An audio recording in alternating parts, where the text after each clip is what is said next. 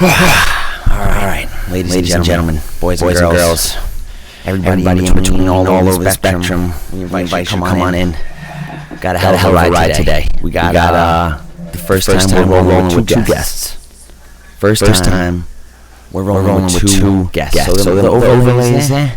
You know, they might be a little different, but different is good. Okay. So before I do any more talking, we made you wait enough. We're a little late already. Got some good submissions already. But if you don't have them in the Discord, just type the Discord command, throw them in. We want to hear those goodies. We want to hear those goodies. We've been getting so many good ones the last couple weeks. And you know what? The guests have been getting better and better too.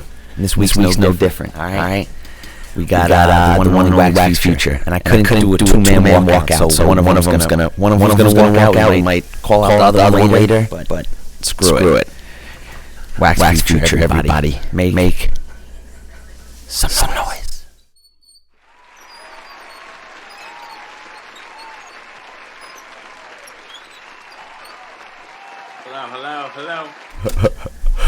Hello, right here at the bottom of the screen. We got Connor. We got Connor. The other half.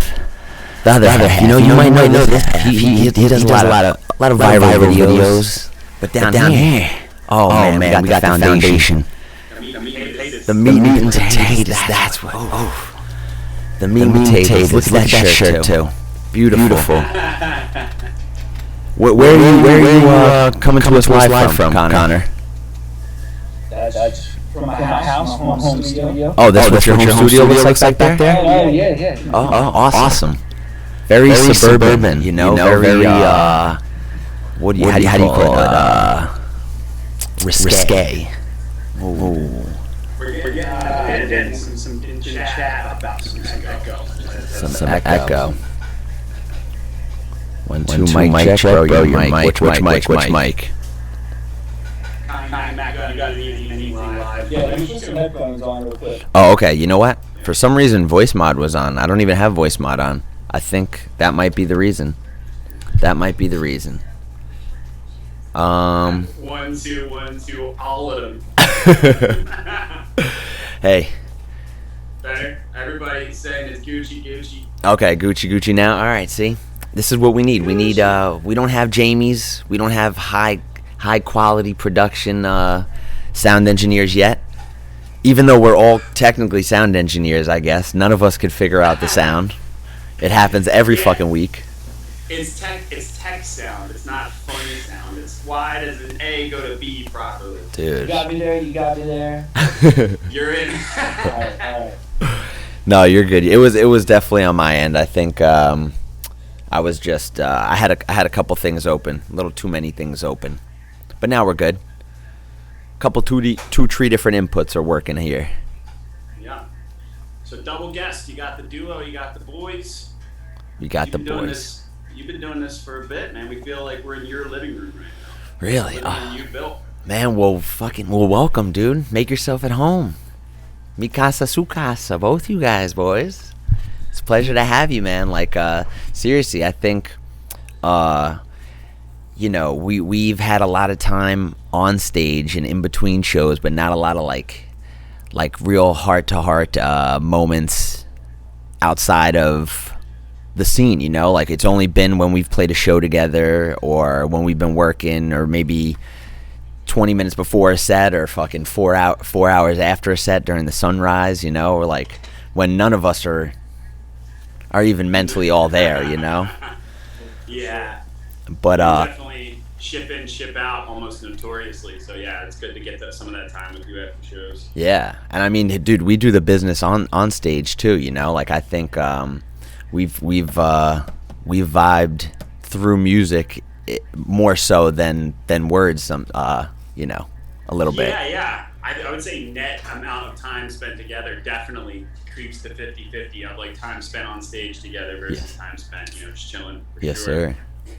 So, like, has this whole thing taken you guys back a little bit, or, you know, you guys are used to being on the road all the time, or, you know, carving in a little bit of schedule for the shows? Has it been like nice to take a step back and fucking just chill out for a little bit? Connor, I know you're a family guy, you know? Yeah, I mean, it's been. I'm just trying to find the good with the bad. You know what I mean? It's disappointing not being able to. We just released a record, so not being able to be on the road supporting that is. We would love to be doing that. We'd love to have played Electric Forest. That was massive for us too. So, Oh, dude. but we're in this with everyone else, and the silver lining. I'm really enjoying the time with the family, and just like I feel like I have a clean slate creatively right now. So I'm just enjoying that and getting mad experimental and just figuring out what comes next. I guess musically. Definitely. So I mean, have they talked about getting you guys back or what next year? No. I think everything's up in the air right now, as far as we know. Yeah. I think this is the most things that have ever been up in the air ever in the history of things and air. Like air and things are both like, holy shit, everything is just together. Right It's almost like don't even touch the air. It's like get that air out of here. Yeah. We don't even want. Yeah. New air in. Come on. Where are the plants at? Help us out. For real. But like the new record, that's what, a month old now? About a month and change. Yeah. So does that mean you guys got some new stuff on the horizon, or you guys just taking it easy? Yeah, I mean, a little bit of column A and column B. I think we're taking some time to make some things, that return to some things we loved before making this project. Connor is working on some amazing stuff. I'm kind of getting back into some guitar-driven stuff, and then we have plans to, after this long, it was a little bit of a breather. Now we have our batteries recharged and kind of dive fully back in. So. Okay, all right. So, Sure. what's next for the project then? Like, go on. I think Sorry. we're figuring that out a little bit. Like this last record was like super cohesive and kind of had like a single vision from the get-go, and it really brought like the songwriters out in us. I think that we really want to continue with that sort of message. Not like the same sound, maybe something a little more funky, psychedelic, but I really want to continue to have like a central vision that the record gets built around in the story. Okay. So, yeah, I don't think we know what that is yet, but. And what was it for this past record? Is that what you're saying? You don't know what it is, or the next one you don't know? Yeah. So for the last record, it was really just focused on technology and how it can destroy us or how it can save us, and that's really, really quick overview of the story, but that's kind of what it's all about, Is that where the name comes from? It's just a sentiment of that, or where's the name come from? Sentient is going to be when a robot. Sentience when an android or an AI or an algorithm becomes aware of itself. Sentience, like we're sentient beings, we know we're human. So. Oh shit! Okay. And in the core of that storytelling was the idea of a robot kind of finding out, the human condition and how much that would weigh on their heart. Damn. And the circuits.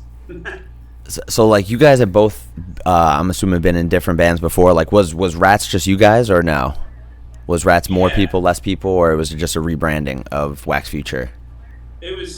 For us, music-wise, it was just the two of us on stage, yeah. Oh, okay, so okay. We rebranded. Oh. But and your name wasn't the greatest. Yeah, nobody could find us because of the @ symbol in our name. So oh, true. Basically, when you search an @ symbol, you get the whole internet. Yeah. After an @ symbol, too, it's like AR, like, oh, dude, that's rough. That's CS rough. Or S was getting bopped with our low light bar footage. Why is TS getting all this coverage? Isn't Wax Future has it's much more meaningful, and it's kind of tells who we are as far as flipping old sounding music into the future. So that's kind of where it came from. Okay. So we're solid move. I think. We were almost waxed to the future, but we figured we wouldn't be sticking. It's way too long. Damn, yeah. No, I like it. Cut down on it. It's nice. It's your own thing too. It's not like a play on something already done. Wax Future. It sounds like it's got its own story too. Its own story to tell.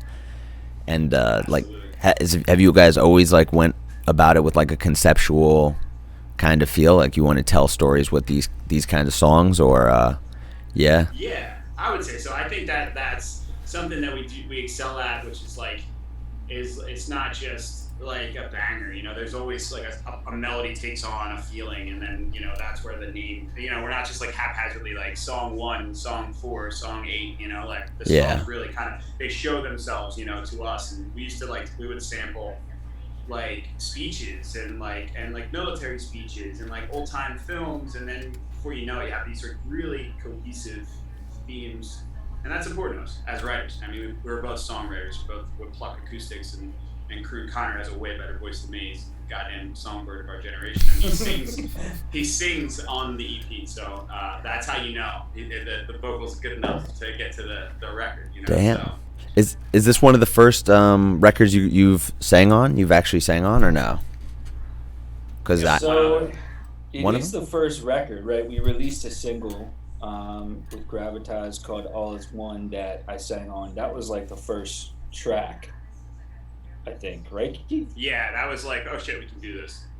That was the first Yeah. Wax Future track, or like Yeah, Rat's that's track? the first. Yeah, the first Wax featured track Okay. with vocals, with me singing on it. Oh, okay. And when was that? Was that like 2.5 years ago, 3 years? Yeah, maybe 2 years ago. Oh shit. So you guys trying to veer away from singles and stuff like that, because I feel like I've seen you more with bodies of work instead of like just one particular song at a time, or do one a month, like to Yeah. like what everyone else is doing. But you guys are in your own kind of lane.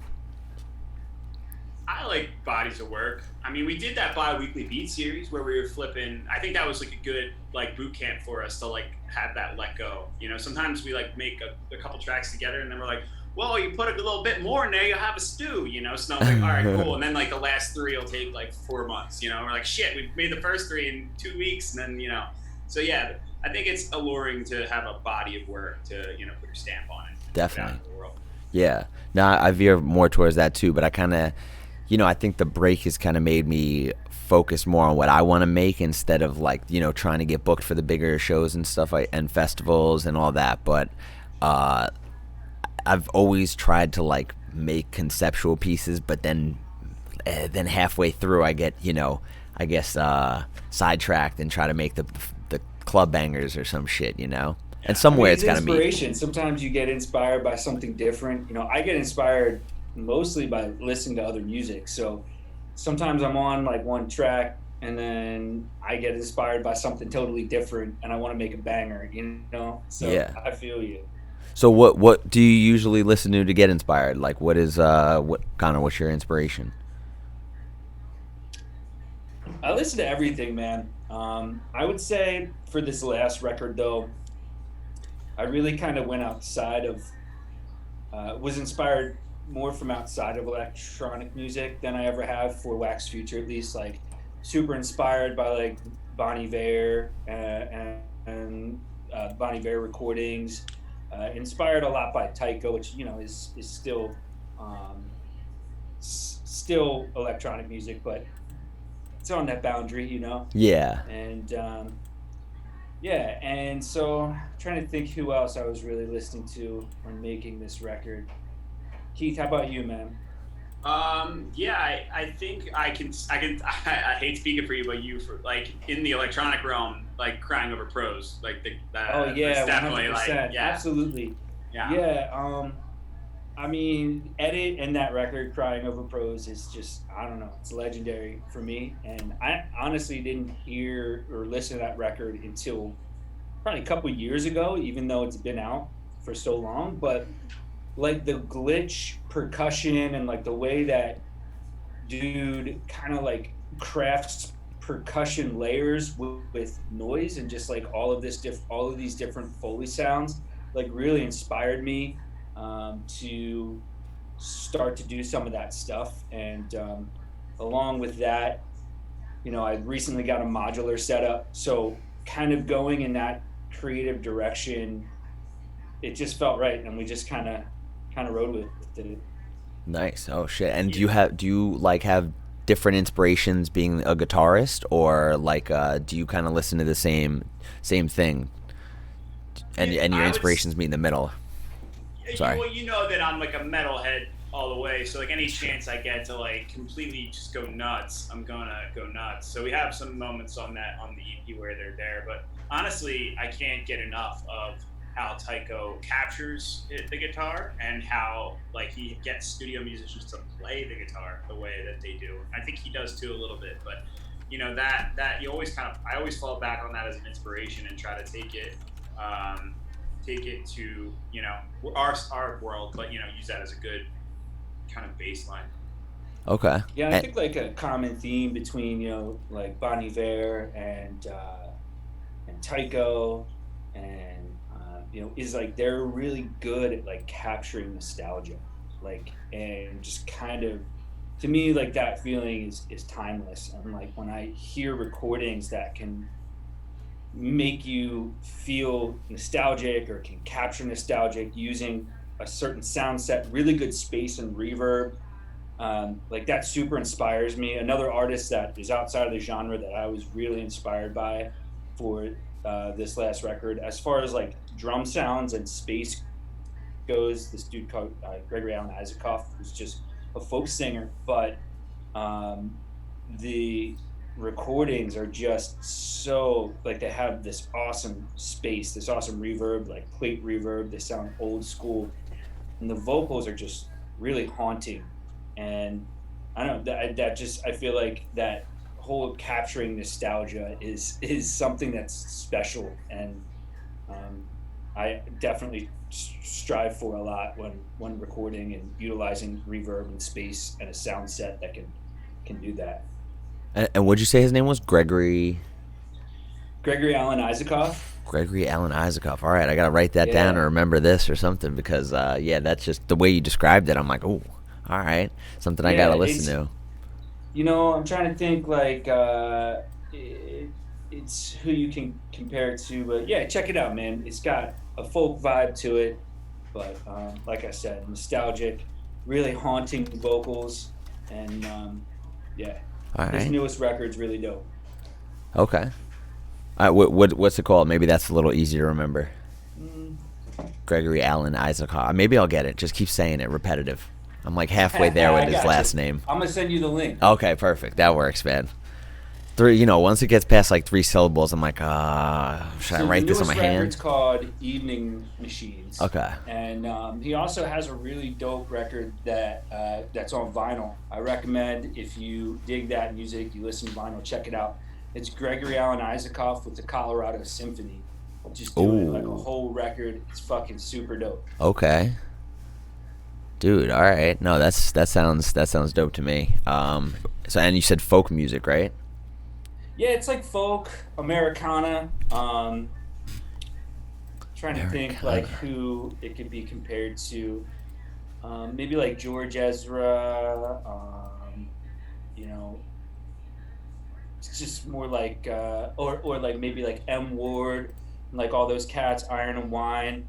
So it's up that alley for sure. But love me some Iron and Wine. Yeah, I've always just been like such a massive fan of the recordings that get captured for at least his latest records, the ones that I'm most familiar with. Okay. No, these are all names that I haven't even heard of. So like just getting to know some of this is interesting to me. Oh, you'll love Iron and Wine, dude. It's like when you listen to Iron and Wine, you're just like, you know that meme of like Bobby Hill like sitting Indian style with just like universe around him, and he's like zenned out. Like Iron and Wine will get you into that. Okay. He's a great writer. You know, I never got deep into Iron and Wine. I just never like rocked his records. I guess it's one primary songwriter, right? Yeah. Keith? Yeah. And he was part of Monsters of Folk, which was like him, M. Ward, Connor Oberst. Yeah. Ooh. Okay. They made one record. It's called Monsters of Folk. It's dope. Okay. All right. Track with M. Ward and the Roots on that shit.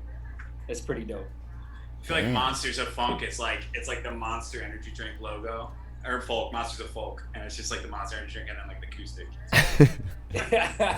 Total opposite vibes. It's like an espresso vibe. It was like super group of like Americana folk singers, basically. All right, I never got too deep into that past, like Bright Eyes and Conor Oberst and stuff like that, but yeah, the whole scene. Yeah, no, for real, and he got way deeper into that. Like the less I got into him, the less he was like emo, and I was emo. He kind of got more into like the folk. I mean, I guess he always had roots in that, but You're like, stay sad so I can be sad with you. Hey, no, it's gotta evolve. I don't blame him. No. I would be upset if he's still over there crying like as like a 50-year-old man or something. But it meant a lot when we were teenagers, Look at me, we're going to the grocery store. Everyone loves you there. My God, they have to be wearing a mask though. They can't love me if they're not wearing no mask. Dude, stay away from me, baby. So you guys got any shows lined up too, or you guys are just strictly against that, huh? You sure don't. Unless some drive-in wants to, and if I ever played it, I would force Connor to do an At the Drive-In remix if we ever played At the Drive-In. Ooh. Or Scissor or something. Yeah, I want to play a drive-in show. It'd be fucking dope. I want to play a show. Yeah. We do like black and white Jurassic Park before we go on. That'd be perfect. Love it. I love it. So anybody's out there listening, book us for a drive-in show. Oh man. That's how we used to do it. You just talk to the internet and see it into realization. Hey, we're manifesting it right here, baby. We got 3 heads on it. 3's company.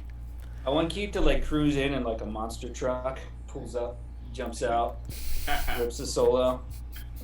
That'd be pretty fun. Wireless guitar just like shredding on the back. I like it. It's gotta be, bro. It's gotta be the Gravedigger though. True. It's gotta be the Gravedigger. Monster trucks are crazy, bro. Insane. And they don't burn as much fossil fuels as NASCAR. So like you can still love them. NASCAR it's just gallons of gas for a left turn, but monster trucks it's just like 100 feet back and forth jumping ramps. What about all the cars being destructed? Yeah, it's true. That's true. That's pretty bad for the environment. I feel like, right? Yeah. Can you recycle those? It's fucked up that Elon Musk has not made an electric monster truck. That's bullshit. I think half the reason people go is because of the sound too. Imagine how silent it would be there. It's just like, No, they'll just get like Dave Tipper to sound design monster trucks in the crush. Perfect. Just put it in like Foley sounds. Ooh, real sounds of what would that even be called? Not monster trucks. You'd have to rename them. They'd be like they wouldn't be monster trucks. Yeah. Something nice. You're there with your field recorder next to the crunching truck. Here we are, real sounds from the monster truck edition today. Bro, you were talking about like Foley's sound effects like on drums and stuff like that. I feel like do you guys know Eskimo? Oh yeah. Yeah. Dude, he didn't get enough credit for that kind of thing. I don't know why he popped in my head all of a sudden, but I feel like him doing some wild shit live was like some of the earliest things I've seen of that too, of like the live sampling of the or whatever. It wasn't even real shit.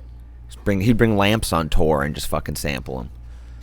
I really love that shit. I love like the curveball of what the fuck is gonna happen on stage. Like he brought out spaghetti and just cracked it in a microphone. And that's the stuff people talk about for like weeks afterwards to show. So is that really what he did, or you just make that up on the spot? Oh, cracking spaghetti! I'm pretty sure you did it like an episode of cracking spaghetti with your Foley stuff back in the day. Dude, if I did, I forgot about it, and if I didn't, I'm gonna do it now. Well, that's brilliance, right? Forgetting about shit you doing so much, you're like, maybe I did that. That's true. Maybe it could have been in the kitchen edition. I don't know. It's like Ozzy forgetting his own lyrics. It's like, yeah, you wrote that, dude. You did. Whisper in his ear. I forgot my own lyrics before, so I feel you, Ozzy. Yeah, I've definitely browned out on stage and forgotten all my lyrics and notes of solos. So. Yeah, that's what I was gonna ask. Have you guys ever forgotten that kind of shit? Or you just improvise when you forget?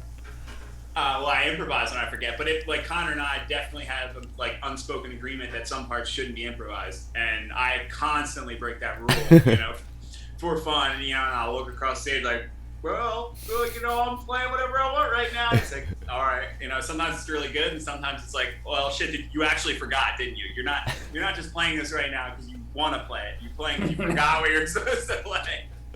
So there's varying degrees of it. It's all part of it, though. We've also come to an agreement that like there's never not going to be fuck ups with like the way that we perform our music, and that's a good thing. It's it's the human element. No, definitely. That was leading right into my next question. Like, how many good fucking like things have you discovered, or how many awesome accidents have you just constantly went back to now that like it happened once and you're like, all right, that worked too well, I'm gonna keep trying that. It's just the natural progression of I guess if you release an album, it's kind of like an unsettling feeling of being like, oh fuck, I gotta step into the unknown again, but also it's kind of nice. It's kind of nice not working on the same 8 bars.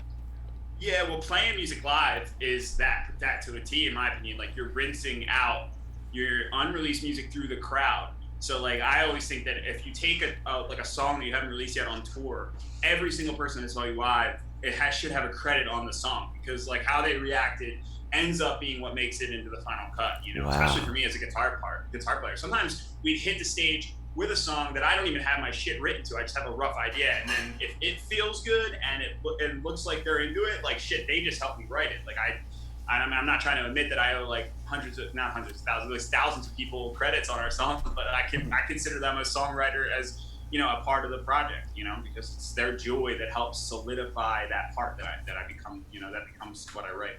Yeah. And sometimes like playing shit that's unfinished, it like ignites that fire even more, when you're a producer and you just create something, you feel like you got fucking fire in your hands, Yes, sir. And then you play it like right after you create it, people vibe to it, and it just feeds that fire even more. And sometimes it makes you realize like you gotta go back to the fucking drawing board a little bit too. And work with like the arrangement of the track, Yeah. It's always important to work with the energy of the track, and sometimes the crowd can tell you that better than you can tell yourself that. Yeah. Yo, very it's definitely true. It's definitely not all like, it's like sometimes you're like, when is this gonna be done? We need to change this break. We need to add more hi-hat. We need to double it up. We need to make it double time or half time. It doesn't go both. It doesn't go always one way. It can be good and bad. Oh, so many bad ones. Time, Keith. Never double time. Don't challenge him. He'll do it. I think I've seen it. Double time Keith with his teeth too, man. He doesn't slow down for nothing. But yeah, I never thought of it that way. Like, their live reactions are what kind of dictate what gets put out, what gets edited, what is almost done or not, like shortened. Yeah. It's wild. I'm sorry, go on.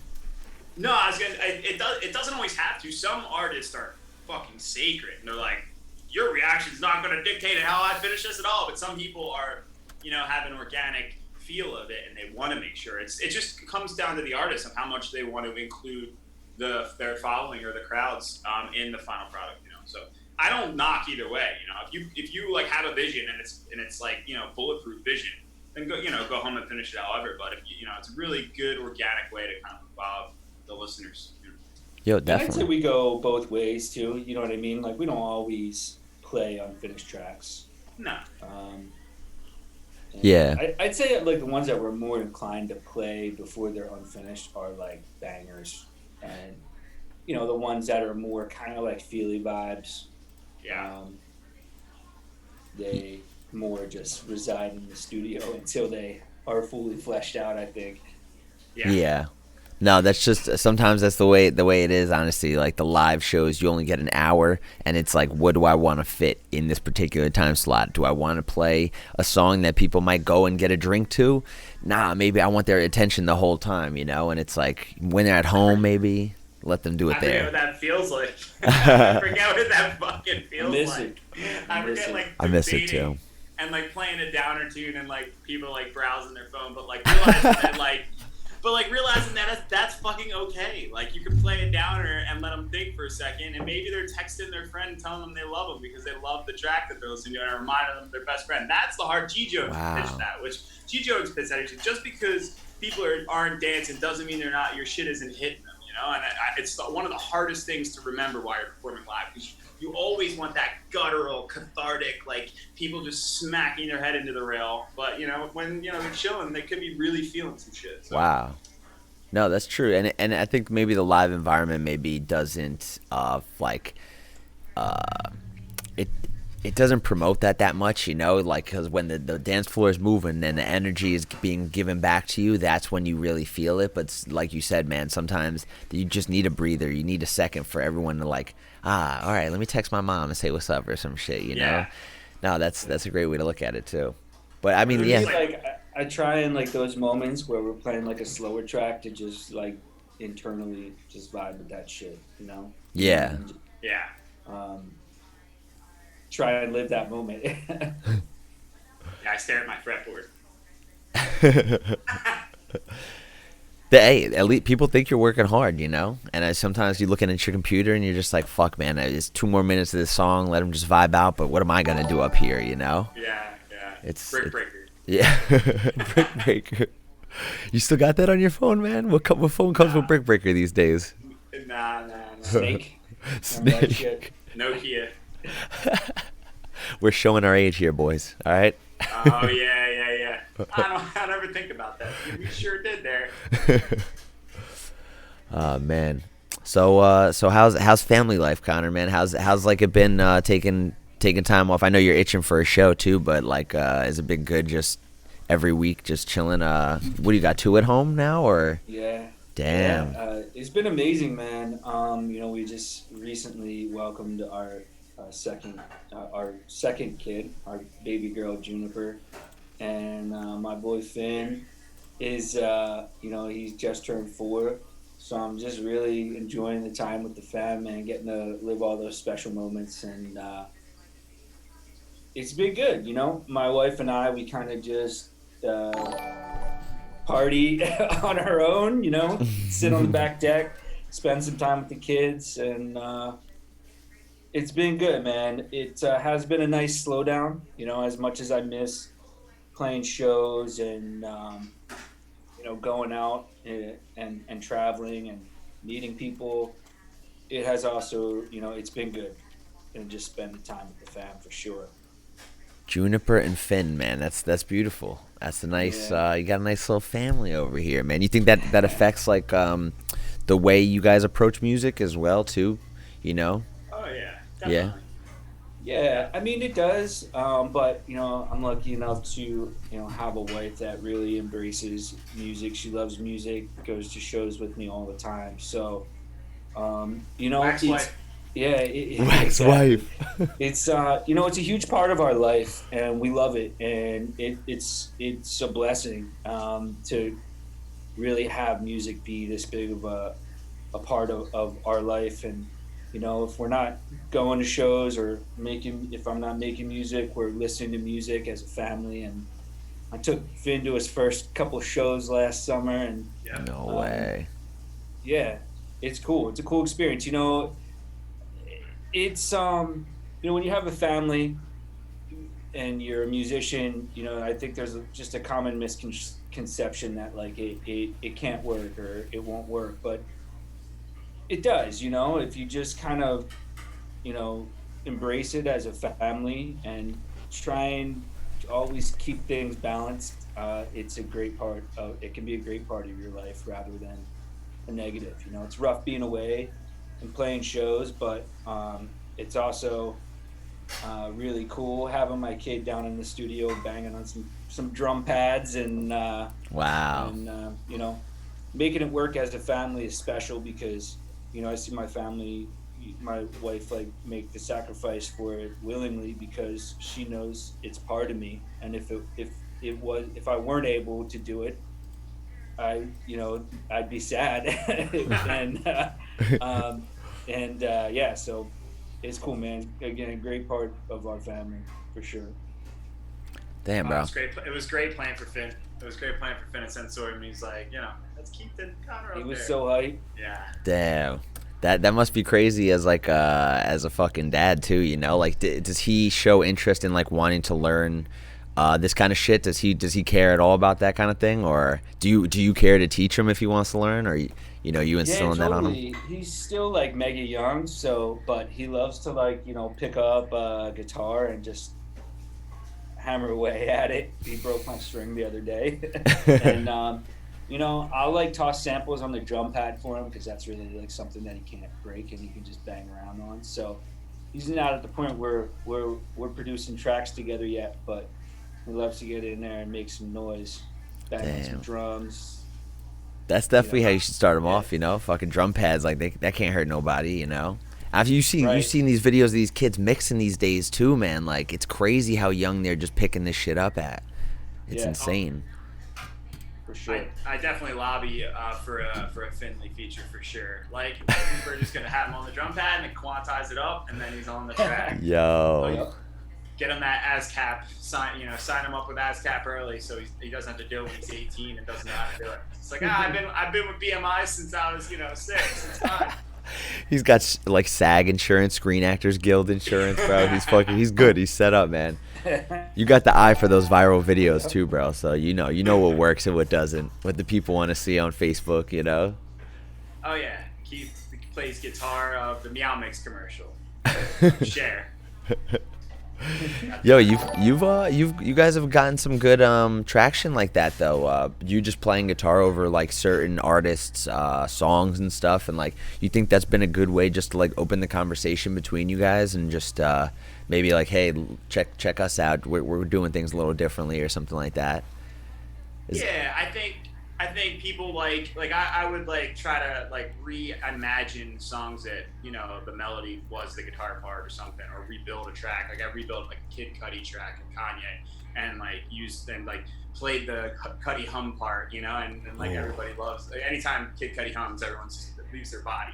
So it's like, so I think reimagining things on guitar definitely perks people's ears up and then gets shares. And then I think I do that a lot, and it helps all around. It definitely moves the brand along. If that sounds lame as shit to say, but it definitely brings attention to us, so it's good. Yeah, no, I mean you guys have your own like sound stage presence like amongst many things too, but like just I think your skill on guitar mixed with like Connor's vibe too. I mean, he plays bass up there as well, and just the singing thing. I don't think a lot of people know that that's him singing. Have you ever done that live? Oh yeah, we do it here and there. Okay, really? I'm always like, "Hi, you're gonna sing tonight? You're gonna sing tonight?" And it's really? just we just don't have a grip of tunes with the vocals. So it's always how sound guys are. Like when you ask them a question, like their skin melts. So like you want to be like, "Hey, like can we use a microphone?" And then they like, we're like, "Oh, sorry," So sometimes with like one tune, it's hard to be like, "All right, we're gonna lug a microphone up on stage," But we do it as much as we can. Okay. No, that makes sense. We started doing it a lot now that we had this newer track that I sing on, and so I mean that's as of late been a part of our set list. So okay. Yeah. And like shout outs to like Alicia, like that's like where we came to like knowing like that like you can sing, you can play all these instruments. Like we opened for Alicia and we saw her at like I think like Farm Fest way back, and we're like, shit, like she's doing it. Like forget all the pretenses of whether or not it can be done or can't be done. It's being fucking done right now. So let's reverse engineer it and then let's get on it. So shout outs to cats like Alicia fucking pushing the envelope. Wow. Sure. Yeah, and she's doing it one person, lugging a guitar around and shit too, So yeah, her rig is in depth. Yeah, no, that's wild, man. Like have you guys tried to expand? I mean, I guess you are expanding, but is there talks of another person? Because I know Zone comes and plays with you often. You got the Wax Trio. Like, is that like something you guys are going to build upon? Like having more people join in sometimes, or is three where you're pretty good at, or two is even where you draw the line? I mean, there's no limit. I mean, we want to expand, but you know how it is when you're hustling for and obviously you got to pay people that play with you and stuff too. So a lot of it comes down to budget and time and rehearsal time, So it takes a lot if you want to just bring one person into the fold, and it's important that if you do bring somebody into the fold that they get compensated, and and logistically speaking too, airplanes and shit. But yeah, that's true. Right.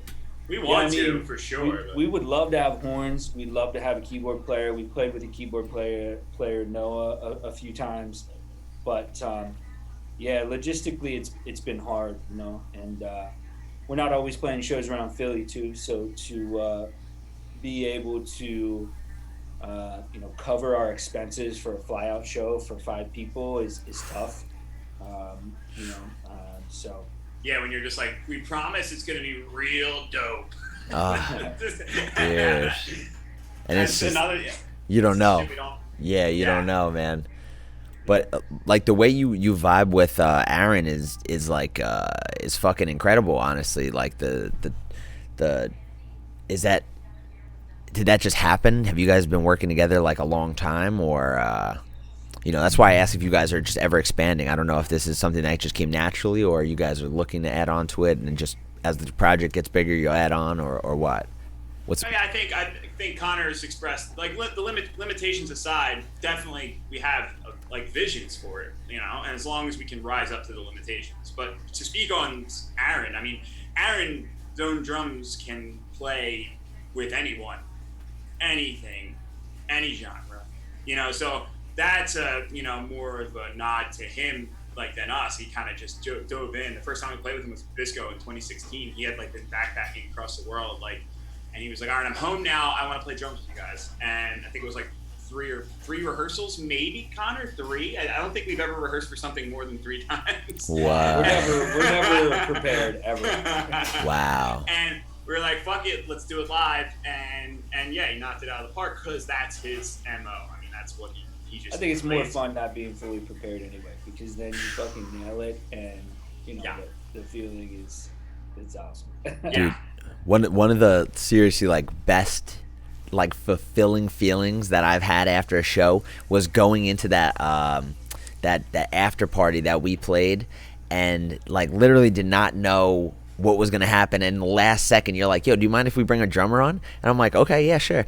And we fucking just rip it up for 30 minutes, and dude, a testament to Aaron, man. He could play over like literally anything. I don't know if he heard that set or he just like knew, but there were so many fake outs that he just like assumed were going to happen. He nailed everything, and like the anxiety that I felt before of not knowing what's going to happen, it paid off tenfold in like adrenaline, and it's like a high feeling. Yeah. That was Halloween after, and that was, I think, if we had to give a quintessential bright future experience, that was that one where like I felt good, he was killing it. Sometimes I'll come up and I'll be like, we'll get through it. But I think that was like the quintessential, like, we dug the fuck in and did that. And that was a good time. Yeah, no, dude, fire, man. I'm looking forward to the next one too. Jesus. Yeah. So was he supposed to be at Electric Forest with you guys? Yes. Oh yeah. Man, fuck, dude. He does get around. He's been killing it in a whole bunch of different facets. Gets up on stage with everybody. Yeah, stuff with the trio with 5 a.m. is definitely otherworldly. Yes, so. Yes, Beast sir. man, and he's just a genuine human. Much love. Yeah. To Aaron, man. Definitely. So was the first. He sorry. lives and breathes music and positive vibes. Yeah. Does is 2016 the first time you guys met him, or is that just when he wound up getting home? Well, he was in a band called Mr. Sampson. We were gonna be like Wax Sampson, because that's what everyone does in electronic music, is just take the one name and the other name, subtract a little bit of each one, and boom. Bright so future. We were gonna do, yeah, exactly. That's what we all do, right? That's what we do.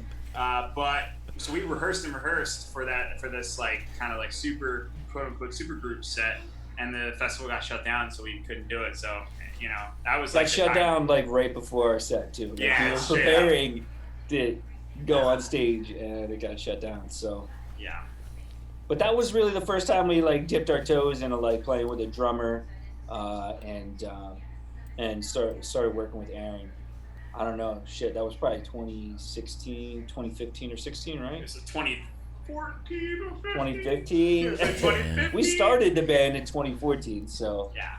Okay. Well, started Rats or started Wax Future? it was Rats. Okay. That's early 2014. Yeah. All right. And by the end of that year, middle towards the end of that year, we were like, all right, we need to change the name. Definitely.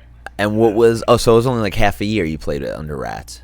Yeah. Oh shit. Wait, I Okay. thought it was like a full year.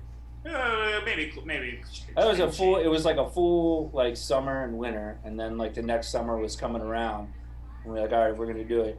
You Gotta do gotta it before rebrand summer. now. Yep. Whatever. Yeah. So I was off by a few months. Yeah. So what is you guys' history then together? Like, was that your first music project you guys worked on together, or is it like has it been ongoing for a while now, and this was the one that stuck, or what? We were in separate projects. He played in a singer-songwriter project. I played in like a pop punk band or like an alternative rock, whatever the genre is where the guy can't sing really good. So I played in that genre, and he's a singer-songwriter band. We worked together at Apple, and we did the whole like we work together. Let's book a show at a bar because all of our work friends will come out, and then from there it was like, all right, Keith severely drinks a lot of beer on stage, and he has a lot of fun. Yeah, and like after that night, we we were friends, and we started going to see a few shows together, and I started showing him like a lot of like the hip hop work that I've just done that's never seen the light of day for a long time.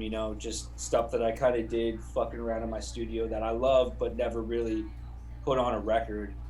And we were both into pretty lights and sample based hip hop music at the time, or like I was just getting into it. Keith was already like super full on candy kid. full on. And so we were like, let's fucking get in the studio and try and create some shit. And we made like a Halloween track. It was like Halloween time, and I had like this sample from like an old Halloween movie. It was dope. It had like strings in it and shit. And we made that, and then it was fun as hell. So we started making some more shit, and then we were like, all right, let's get enough tracks together that we can play like an open mic down the street when we live in the city. And the rest is history. Yo, it was so fun playing the open mics because we played an open mic, not like open decks. We played like an open mic with like a bunch of singers, songwriters, acoustic players, and then we had our shit like on a piece of wood, and we put it up on a mic stand, and like we played 3 loud ass songs for all these poor people. But what had happened is we brought a bunch of people with us. And the bar was like, oh, you brought up fuck 10 people, you guys should play like a Thursday night. And that's like, literally, it was straight up like falling backwards into it. Like, it wasn't like, like I used to think like Facebook messaging a random human being was like how you get a show. But really, like, it ended up being like, we fell backwards into it and made like a friend that led to this person that led to this. Like, it was straight up falling backwards. And yeah, like Connor said, the rest is history. And now we're talking to you, and you have an awesome green screen. Hey, well, you guys are here. This isn't a green screen. This is a studio we built by hand. We had way more than enough free time during quarantine. A lot of elbow grease. Oh, look at that! Oh yeah, look at that cityscape behind. Yep. I'm so Look, come on, respect. Green screen, not a green screen. This is. I built this. You know how much that view cost? Oh man. Shit, bro. So, all right, let me check on how many viewer submissions we got. Let me remind some people that that's what today is. Wednesday is viewer submission now. We started that because they're just, we got a lot of people we want to talk to, and not enough days in the week. So instead of just Fridays, we got Wednesdays now. And if you got a nice little track for us, throw it in the Discord. These beautiful people would love to hear it. And, the people that have been submitting the past couple weeks, it's almost been, like, catered to, like, we've heard many different styles from many different people. So, like, they've been catered to, like, the sound, like, Sub Doctor. They sounded like Sub Doctor, or, like, inspired by it. So it's been pretty cool. I'm looking forward to see what's good with today. Because we do have a couple in there. You guys, I'm sure you inspire people, man. Whether it's Rats, Wax Future, whatever it is. I'm sorry to cut you off. Nah, inspiring is the name of the game. We were inspired. It's kind of like a cycle. You know what I mean? Like I'm not going to assume that we've inspired anybody, but if we have, it's just repaying what happened when we were inspired. It's like take a penny, leave a penny, but for art. Ooh, damn, that was deep. Take a penny, leave a penny. So like have you been in bands your whole life? What besides the metal and pop punk? Like, was there anything before anything big before this? Yeah, I mean, I played lead for a singer songwriter. I used to tour around the country with him. My high school band, when we got out of high school, we would buy like dilapidated bands and toured. And I was in a band with like a cat from my neighborhood who was like the guy who took everybody under his wing. Amazing songwriter. So yeah, I've been since I was like 15. It's just been nonstop. Eating Chef Boyardee in a 15 passenger van. Like I've seen this happen. Actually, I don't know if it's your dad, if it was confirmed your dad or you just called him your dad. Because I'm pretty sure I've seen it happen multiple times. You hand the guitar off to somebody and they finish the solo. But one of these times in particular, I think it was your dad. Like, yes. Correct me if... Oh, it was. Okay. So I can confirm. Did he instill this kind of shit on you when you were younger too? Is he a guitar player? Yeah, he was indeed. He taught me guitar so that he could have a rhythm guitar player, so that he could play lead, and then I got better than him, and then he became my rhythm guitar player, so I could play lead. But yeah, I mean, he not only instilled it, but like fucking encouraged it, right? Like, wasn't like, what are you gonna do? How are you gonna get yourself into $80,000 student loan debt so I can tell my friends that my son was an accomplishment? He was like, nah, dude, you fuck it, dude. He drove me to move out to stay with my first band in New York. Like, instead of being like, instead of being like, I want you to go to college for something you don't believe in, so you change your master, 4 times. He's like, no, I'm dropping you off in New York so you can sleep on a couch and try to record a record. So yeah. So not only did he instill it, he encouraged it. Wow. So, yeah, damn. Definitely big shouts. So yeah, handing the guitar to him in Westchester. Yeah, when we played in Westchester. Yeah, for him to rip a solo in front of like whatever, it was like 300 people there. It was definitely like completing the circle in the most wholesome way. Definitely symbolic, man.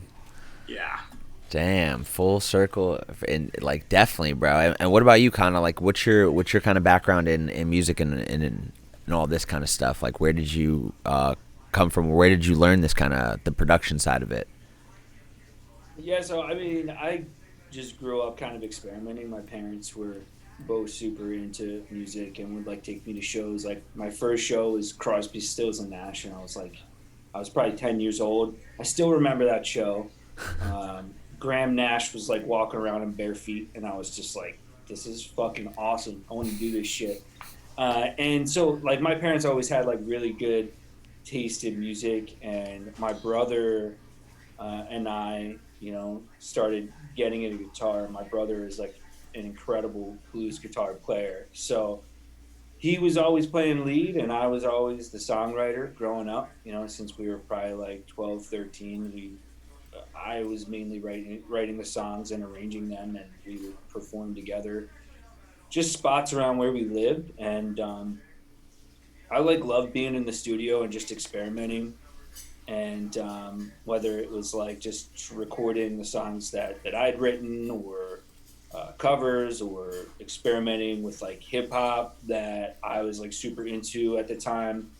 And I eventually I went to school at Full Sail for a year and for engineering, and learned a lot there. And then I interned at Milk Boy, so that's kind of like my background as far as engineering and production, and that all just kind of rolled up into one. And I mean, at the forefront of everything, though, I enjoy most being a songwriter, and so even if I was an engineer, like working with other clients, which I've done a lot, I've gotten my chops up a lot working with other clients, whether, a few at Milk Boy when I was interning, I did a few, some engineering there, and some engineering at some different spots around the city, working with artists. But, I'd always come back to writing my own music. It's just always been special to me. I think anybody that creates anything knows how special it is. And so I've always just super been drawn to that. And I think my for recording and becoming an engineer was really, so I could record my own music because I didn't have the fucking money to spend to do it. So, anyway, Dude, so long-winded story, but no, so it was like mostly like what, like YouTube and stuff like that. Like besides the technical stuff that you learned at Full Sail, was like the production end of it, and that mostly just on your own accord, just because you wanted to do something like that, or where'd you learn that kind of stuff? like the production style of like the Wax Future stuff. Yeah, yeah. What did you learn at Yeah, Full Sail? Like what was that, mastering and stuff like that, or yeah, just engineering, but a lot. It's a lot of just kind of learning DAWs and oh, and learning. There's production classes, and all that's kind of rolled into the mix. Um, Signal flow, recording live instruments, engineering for someone else, recording drums, hip hop production. I always like experimented with hip hop production and just making beats because I'm an old hip hop head and I just always loved um, hip hop and sample based beats, and so I always like low key made them even outside of like the singer songwriter stuff that I did. So I was slowly getting my chops up with that, like even before I went to Full Sail. But coming out of Full Sail, I just had a little bit better of an understanding and of Pro Tools and working my way around any DAW. I didn't use Ableton at that point, but just like Pro Tools and Logic. And then I really learned like some of the most valuable skills when I interned at Milk Boy. I got to work with some incredible engineers and producers there.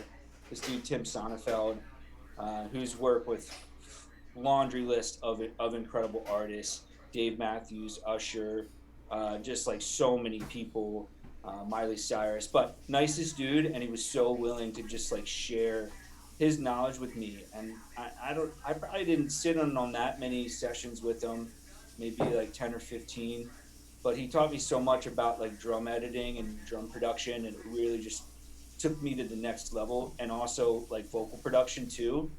So, all the stuff that I learned at Full Sail, as far as like the technical stuff, like, you know, mixing and how to properly use compression and EQ and all that stuff, I started to really see in action in the real world in a real studio. And I just learned so much from just being able to look over somebody's shoulder. And he was such a nice dude that he'd encourage me to ask him questions. So I'd always be, what'd you just do there? You know what I mean? What'd you do there? That's like I do. What's the settings on the compressor that you just dialed in?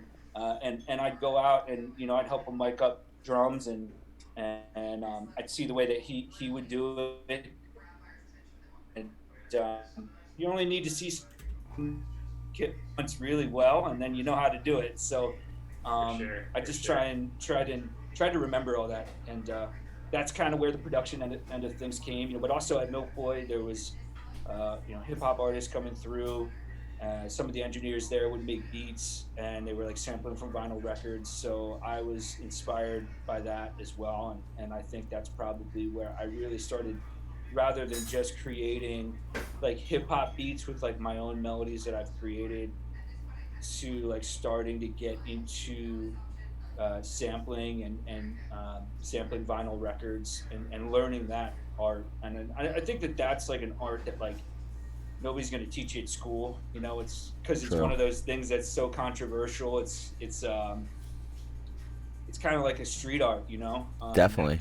It's like graffiti. Like what's right behind you is like, that's Yes. considered art too. But like at what level? Street art. It's a different kind of art, I guess. But Full circle. Nice Yeah. full circle. yeah, no, Yeah, for and real. I love that about sampling, and just like the specific sound that you can get from that. It's nostalgic, Oh, what I mean? yeah. When you hear those old, hip hop beats, DJ Premier, Alchemist, Ninth Wonder, all those cats that are just like incredible, like sample based artists, hip hop artists. It's like that captures this certain magic that I love. It sounds dusty. It sounds it sounds, something you can just nod your head to. It's not too complex. Yeah, Something that you nostalgic. can vibe with. Yeah. Nostalgia. Yeah. And then just tweaking it 1 or 2 degrees just is going to give you something that nobody could have made too, and it's like, oh shit, man, what the hell is it's this? dusty and full of artifacts and stuff. So Yeah. let's see if anybody submit anything in that realm. You think? Can we get any sample heads maybe? Honestly, Elevate is usually one who's and he got something for us. Yeah, Elevate's usually a sample head, like, or at least it makes it sound like samples where it's just like all over the place, all over the spectrum. So I fucking love to hear some of his stuff. Yeah, we got some heads in there. We got a couple heads. So just another reminder, we got the beat and greet today. Let's get a couple more tracks in there, and then we'll fucking start this shit off. Does anyone have a question for these guys? First and foremost, it's viewer track submission, but we could ask their questions too from you guys. So a couple people have been talking. I think we've just been so caught up in each other's gazes and in each other's eyes. We've just been gazing into each other's eyes for so long. We've neglected the chat. What's anybody got to say? I mean, I've been peeping the chat for sure. It was cool to see what everybody says their favorite show was. Yeah, I'm peeping the chat on my second monitor, so I'm not just trying to show you this magnificent beard. Quarantine beard. It's nice and trim though, looking nice. Nice. Artists that inspire us. Yeah, I definitely love I love metal. I love progressive metal. And I love that that music that I listen to is a different color than I love Pretty Lights too, but I love the progressive metal and like the Coheed and Cambria and the Paul Gilbert guitars and Joe Satriani guitars, because they sit against this genre, and they stand out and they help me, create character instead of, kind of like putting a puzzle piece that's comfortable in there, like, the hip hop and stuff like that. So I definitely value the progressive and the metal and, finding my ways to hitch those wagons to this project. Thank you for asking, Connor. Look at me, it's my show now. Yo, I loved it. Handed it right off to him. That was so good. All right, so Friday, Keith's our new host. Over to you, Connor. Yep. Yeah, I'm inspired by a lot of different genres too. I just love music. I don't care. I come to the realization I used to kind of pigeonhole myself in like one style of music, but in every genre of music, people are doing awesome stuff if you dig. So, I'm inspired by anyone from, Sturgill Simpson and Tyler Childers over here making awesome country recordings, all the way to the other side of the spectrum, with, Pretty Lights in the genre of music that we're in. I love Sun Squabby. I've met them. They're the nicest dudes ever, and I just love their music so much. Now we're kind of really getting into playing with jam bands and getting to work with Jesse from Lotus, and I'm super inspired by Lotus and that type of music as well. And I'm also inspired by artists outside of music, whether it's books or films. I think like this last record that we did was super inspired by like sci-fi literature, like Philip K. Dick and Orwell and stuff like that. There it is. Great book. Love that book. Classic. Do you guys ever read the book? Also, you're looking fantastic with the new host coat, bro. My new host robe. Look at this. Host robe. Oh my god, he's showing me up on my own fucking show. God, and you know what? I guarantee you he'll have smoother sound too. We always have audio fucking problems. This guy, he'll get it worked out. I don't even know where to begin. He'll fix it with his teeth.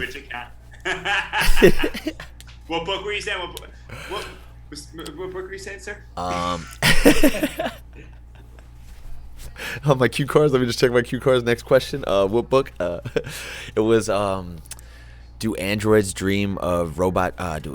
Do robots dream of android sheep? Yo, that's Philip K. Dick. That's Philip K. Dick as well. Right there. Dude, that was I loved that book. I've been trying to read like some other stuff like that. I mean, there's the classics like Animal. Was it Animal House? No, Animal House is. Or That's Animal Farm. Animal Farm. That's what we're Animal going House is comedy. Yeah. Check this out, dude. I've been reading this dude, Isaac Asimov. You may have heard of him, like the godfather of sci-fi. He inspired Philip K. Dick. He wrote this anthology book. It's called I, Robot. It's nothing like the movie. Check that shit out, dude. It'll blow your mind. It's Okay. dope. So it's And- called iRobot, or that's just one of Called them? I, Robot. Yeah. Okay. All right. Oh, chat. Shout out chat. Static shreds, definitely. Static is a vibe for sure. The chat mentioned Static. Static. Okay. What is that? A producer? No, yeah, producer. There you go. I'm not a problem yet. Producer. Oh, okay. All right. Yeah. All right. Nice. Okay. So is that someone one of the inspiration, or what are we're just name dropping Static? They just name dropped. But Oh, yeah, okay. I mean, I know of that artist. All Good right. beats. Fuck yeah, man. Shouts. So no, shouts out, man. Yo, shouts out to the whole PLM music, bro, because Pretty Lights is he's missed right now. He's missed dearly, bro. Yeah. You think? I'm sure he knows it. Definitely. You guys think he's gonna make the comeback, or or is that not on the horizon? You guys might know more than me. It seems like he's. I don't know. I think. It sounds like from any whisper of a friend, of a cousin, of a person who had a Facebook page that was a friend of someone, said he's making beats every. He's making beats every day apparently. So he's on that Kanye grind of making a beat a day. I mean, that's nobody does that if they don't have some plan. I think, right? Yeah. I have no fucking clue. But if you're making beats every day, first off, awesome because making music is great. And B, show us. Show Yeah. us music. Yo, maybe he's just like doing it for the love of it too, because I'm sure you've seen a couple of our friends like through the line just naturally fall off of things. Some of them quit, some of them make a big post about it, and then I don't think he really did. He kind of went ghost, but I think that leaves the book open ended and like more to write. It's not like finalizing it like a lot of people. Like, why do you have to walk away from something like that? It's like I feel like making music is just inherently a it's like a medicine almost, Yeah, I think he holds himself to a crazy high standard of his creation and how he creates. I mean, even down to I'm obviously a huge fan. Even down to his announcement videos, they were fucking full on Wes Anderson movies towards the end, dude. Like with the color scheme and the freaking lens flare and everything was asymmetrical and perfect. So dude keeps everything at 100 at all times. So I mean, he probably was just all right, if I want to keep this standard high, I'm gonna take a break. Do that shit. It's good. It's healthy, dude. I think part of this hiatus, with the pandemic and everything, feels like my batteries. Some of them are getting recharged. Connor, do you feel that way? It's not it's not like everything is fucking life or death. As far as music, it's we can rediscover what makes us happy with it instead of kind of being in the rigmarole. Yeah, that makes sense. For sure. No, definitely. 100%. Yeah, I think even getting to talk to some people like this, that's been the consensus among all the producers. It's just it's been nice not to be in the rat race for a little bit, of even having to release something once a month. That's a problem a lot of us face, having the relevance or whatever. So it's just not feeling like everyone just kind of took a step back and you're not competing with everyone, even if it's a friendly competition. It's just, you're seeing he just released the EP. You're like, fuck, I got to get my shit out, and that might hinder or help you, but maybe it's not that great for your psyche, putting that kind of pressure on you, and him. Well, Sorry, go on. Well, it's just and tunnel vision to you, and tunnel vision, you're not seeing the beauty of everything. You're locked, laser locked, So you can pause and look at the entire picture of what's in front of you. As an artist, you're gonna get more. You're gonna get more fuel. You're gonna get more fire. I cannot wear this. This thing is making me sweat. All right, thank you. I could come back to being the host. All right. Damn. No, it's I think it's refreshing. It might cause a whole new wave of music to a different type of music, because we're all taking a step back and being maybe I don't need to just make the songs for the dance floor right now. I can make the 7-minute long ballads or some shit, Mm-hmm. Yeah. I think that it's there's a lot less pressure, and there's a lot less my next release has to be the release. My next release has to be the release. And I bet you there's a lot of artists that are shit, this is what it feels like to know that I'm never going to get to do it again. I'm going to rethink how I did it the entire fucking time, because this is kind of telling me what it feels like to think I'll never do it again. And maybe if I could do it all over again, I'd play a little different, or I'd make something that was a little more feely, or I'd dig in and try this different approach. So that's dumb true. There's definitely, you can wring out positives of it, definitely, and kind of, Yeah. No, and I was listening to Young Money podcast or something today. It was Lil Wayne interviewing 50 Cent, and one of the things 50 said was it's just that age old saying, like, you only get one first record, and you're gonna follow like everything after that. You're just gonna be trying to recreate that. But the thing is that, like, your first record isn't necessarily always your first record. It's just what people say or when they catch on to you, like you could be 10 records down the line, but Get Rich or Die Trying was not 50 Cent's first album, like fucking whatever put Lil Wayne on was not his first album. He just kept going, kept building, and everyone just, Lizzo, that was like a 2-year-old song, like it's just what people decide your first one is. So it's not even up to you at that point, you just got to keep making the best shit I guess you can. Yeah, not to mention Bon Iver again, but literally when he won Best New Artist, it was like, I think it was for his self-titled record, and he was like visibly confused on stage. Like, he was like, I've been touring for like 12 years. He was like, if I wanted to thank everyone that's been a part of this project, you guys would start playing the trumpet thing that makes me have to get off stage. Like, he was visibly confused for being Best New Artist after like touring for over a fucking decade. So yeah, it's that it's that age, it's age old. It takes your whole life to make your first record, and 6 months to make the sophomore. For whole life for the freshman, 6 months for the sophomore. Wow. Good luck. Yeah. Damn. I think people get caught up in that, though. You know what I mean? And I think, if you're somebody who listened to somebody's first record, and then you listen to their fourth record, you might not dig the sound that it's evolved into. But that's an important part of the artist's journey. You have to be making music that you're inspired by.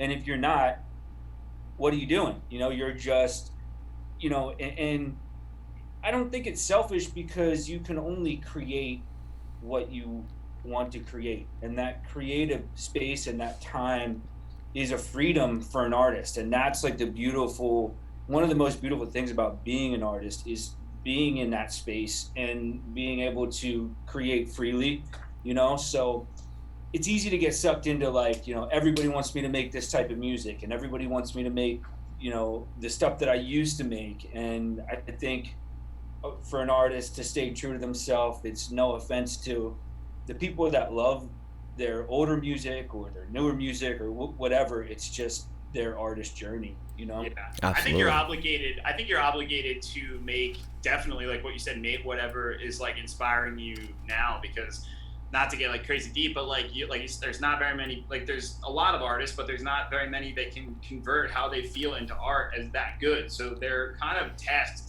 to do that from where they are in that moment. Like, to keep doubling back to the same thing and double dipping and releasing kind of the same thing is a disservice to everyone, because you're the best at channeling what's in front of you. So yeah, it's definitely tough. I mean, I'm speaking from a place of like the best case scenario, but you should definitely respect an artist as they move through their career and through their inspiration.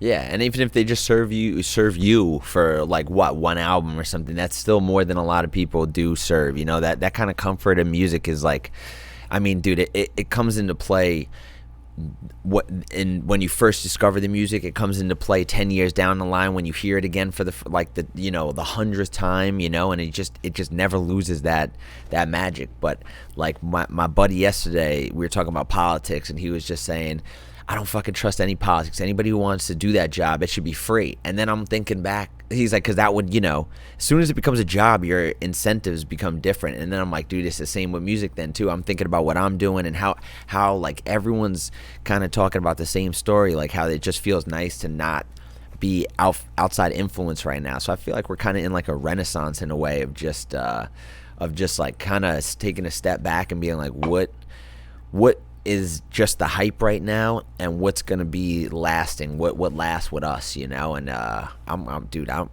wondering what's gonna come out of this. The people who have been silent this whole time, and just fucking head in it, it's gonna be some new shit, bro. Just building.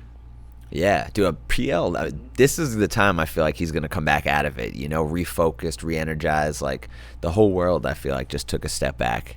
It might be good. We kind of needed it. We were bussing. Yeah. We were bussing it, full steam ahead. So Yeah, I Big don't know, Boy- man. I got to give it a shout out to Pretty Lights. You know, whatever the reasoning was, I think that something had to do with health and getting himself to a good place. And we've seen artists who are big like that. Touring life it can be super destructive. And I have to think that it was a genuine reason why homie stepped back, and I only hope that he comes back. It gets back to a place where he wants to share his incredible music again.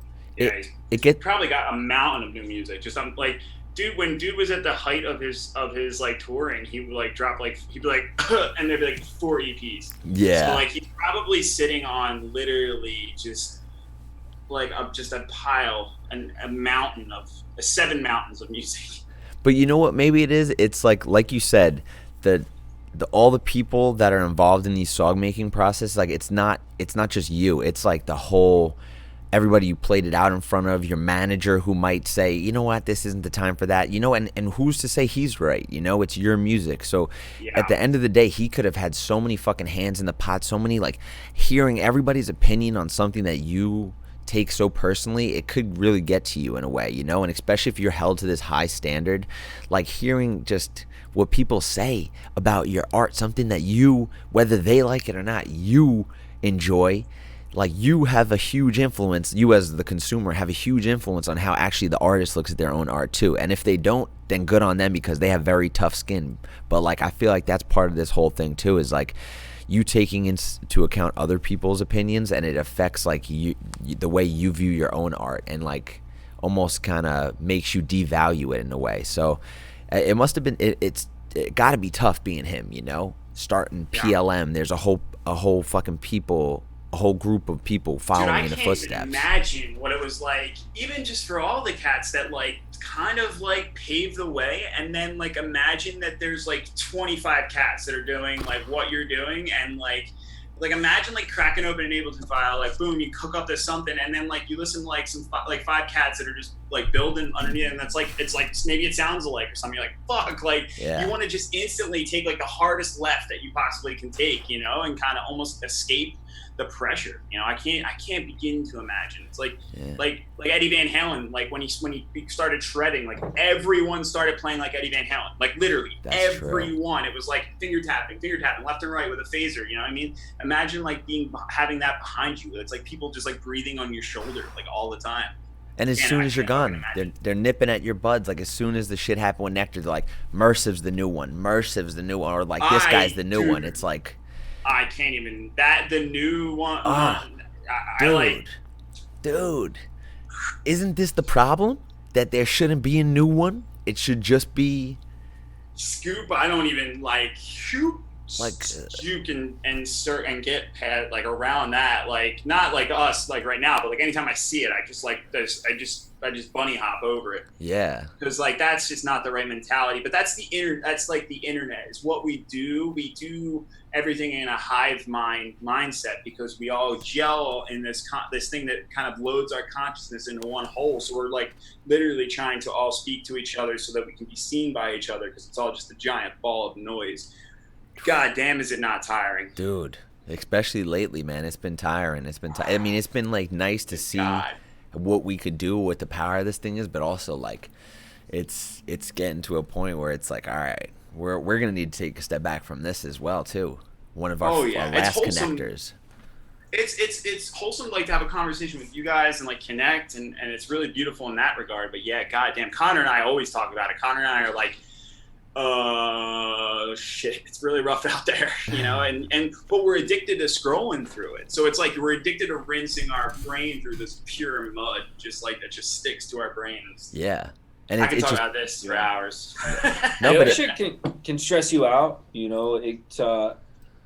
it's just seeing, for me, I get overwhelmed by like so many opinions, and I see other people tearing each other apart, and it's like I know that have you ever seen two people on the internet just being dicks to each other, and you know that if they were face to face they'd be nice and that conversation would be totally different. So Dude, 100%. it hurts to see people really be bullies, internet bullies, because it's so easy to do that because you don't have to confront somebody and see how it makes them feel. So it's hurtful, man, and it stresses me out sometimes. And I just I go through phases where I really love connecting with everyone, and it's a massive part of what we do as Wax Future. And everybody's always been so nice to us. Nobody's ever been haters on us, and we're of course not at that level either when you look at some of the bigger artists. But yeah, I don't know how they deal with it. I'd be so sad. It makes me a little sad. It makes me sad, and it makes me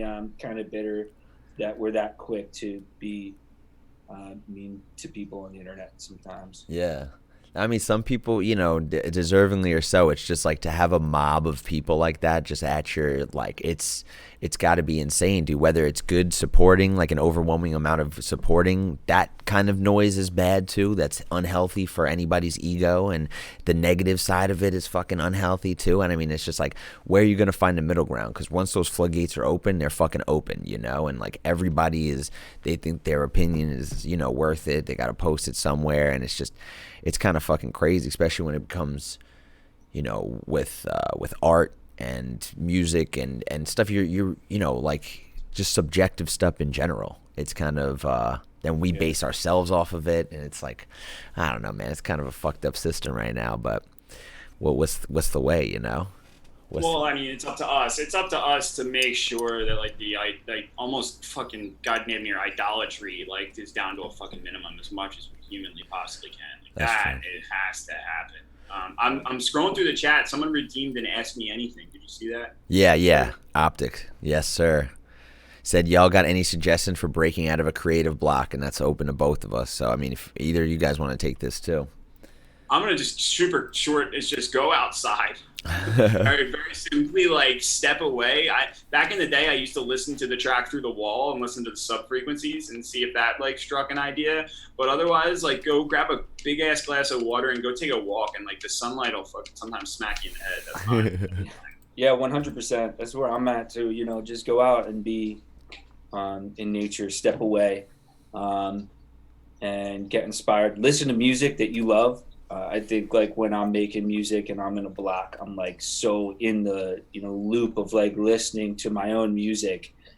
And if you can set that aside and go out and enjoy the world a little bit and listen to artists and new music, you'll probably get inspired by it. That's my hustle at least. But going out and taking a hike, that's the move, man. Yo, bare minimum, yeah, man. It's so easy to overlook too. But I started, the whole quarantine fucked it up too. But 2 months before that, 3 months before that, I started going back to the gym, and it was that was the most, creatively free I felt in so long, And it was just after a long time of just sitting down and overworking. It's not fucking spending 3,000 hours a month on a tune, because then you just hit that wall. It's when you hit that wall, you gotta go out, like you said. But I find myself forcing myself to be there too, and it's that's not good for anybody.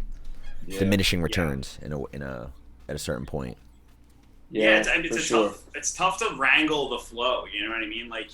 When you break out of an 8-bar loop, you're just punching through a wall. It's sometimes you don't. Sometimes you do, and you grab the flow, and then 16 or not 16 hours, but some of the 4 hours are gone before your fingers, and you haven't drank any water or eaten food. But if not, you do just be don't back to the asking about the creative flow. Don't harp on yourself. I have a lot of relationships with some friends that are trying to get into creating music, and they're hitting me up oh, I cannot make this melody, I can't make this loop, and I'm just don't harp. It's not a carte blanche access to the ether of creation. You're not just gonna be able to be boom, I'm ready to go, I'm gonna make this thing. So the number one reaction you can't have to yourself for not breaking into the flow state is to shit on yourself. You cannot do that, because you're just building up a calcium wall for the creation. You're creating hate and negativity that you have to break through to get there. So Yeah, it's a vicious cycle of frustration. You know, I think we said, you know, number one, go outside, get inspired, be kind to yourself. That's massive. You know what I mean? Like you got to be kind to yourself, and you know, just not expect so much of yourself.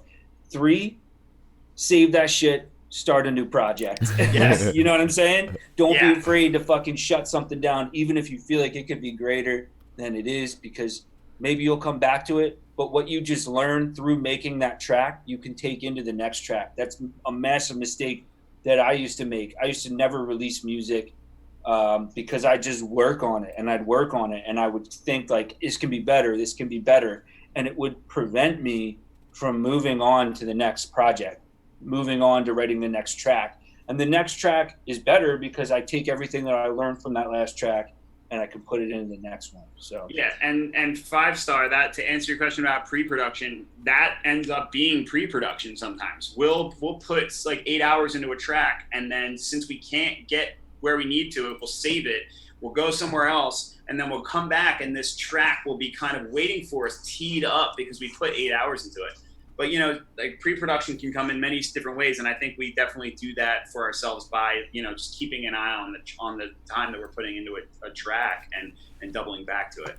Well, what is like your creative process together like? Is it like you create a lick, or does Connor create like a beat first, or does is it just all happen organically? You hear something in your head, like wait, do that again or something? A lot of the times Connor will have a start, we'll have an idea, we'll have a good rough like idea of where, like, you know, that's historically he would have a good idea of a song, a hook, a catch, and like I would come in, dig out, flesh out melodies and everything. And with this most recent record, we've kind of pushed the envelope towards like how much can we create together, dual minded, you know, like from down to just a bass line and a drum beat, like where can we go? You know, with Connor and I, we have very minimal time together to produce. So when we want to make sure that we're like, it goes against what we just literally said, like, but we put it on a high pedestal because we only have a certain amount of time. Yeah. So we would go into it with as much kind of where we wanted it so that we could create as much with that time. But lately we've been kind of just swinging for the fucking fences with no matter what, and working with a lot more of a skeleton idea. And there's a couple tracks that, what was it? Alice was like basically broken down to just like a bass line and drums, and we worked it out from there. So damn. So for sure. Okay. And you know, coming back to the question about pre-production, definitely some things that I do pre-production wise that I think I could toss out a couple ideas. Like number one, I have all my sample library organized, and like the stuff that you know, I use most, I have organized really well and can easily grab in Ableton. So I have pre-made kits that I've made, pre-made kick and snare samples that I love, that are right there for me to grab when I'm feeling creative.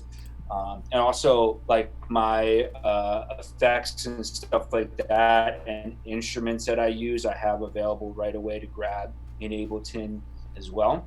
And like for me, I use a lot of like layered drum sounds, and you know, I think it's super easy when you're starting a track to dig in, because you really want. I get inspired when something hits, you know, and something feels really good drum wise, and it's super easy to get lost in like searching for sounds.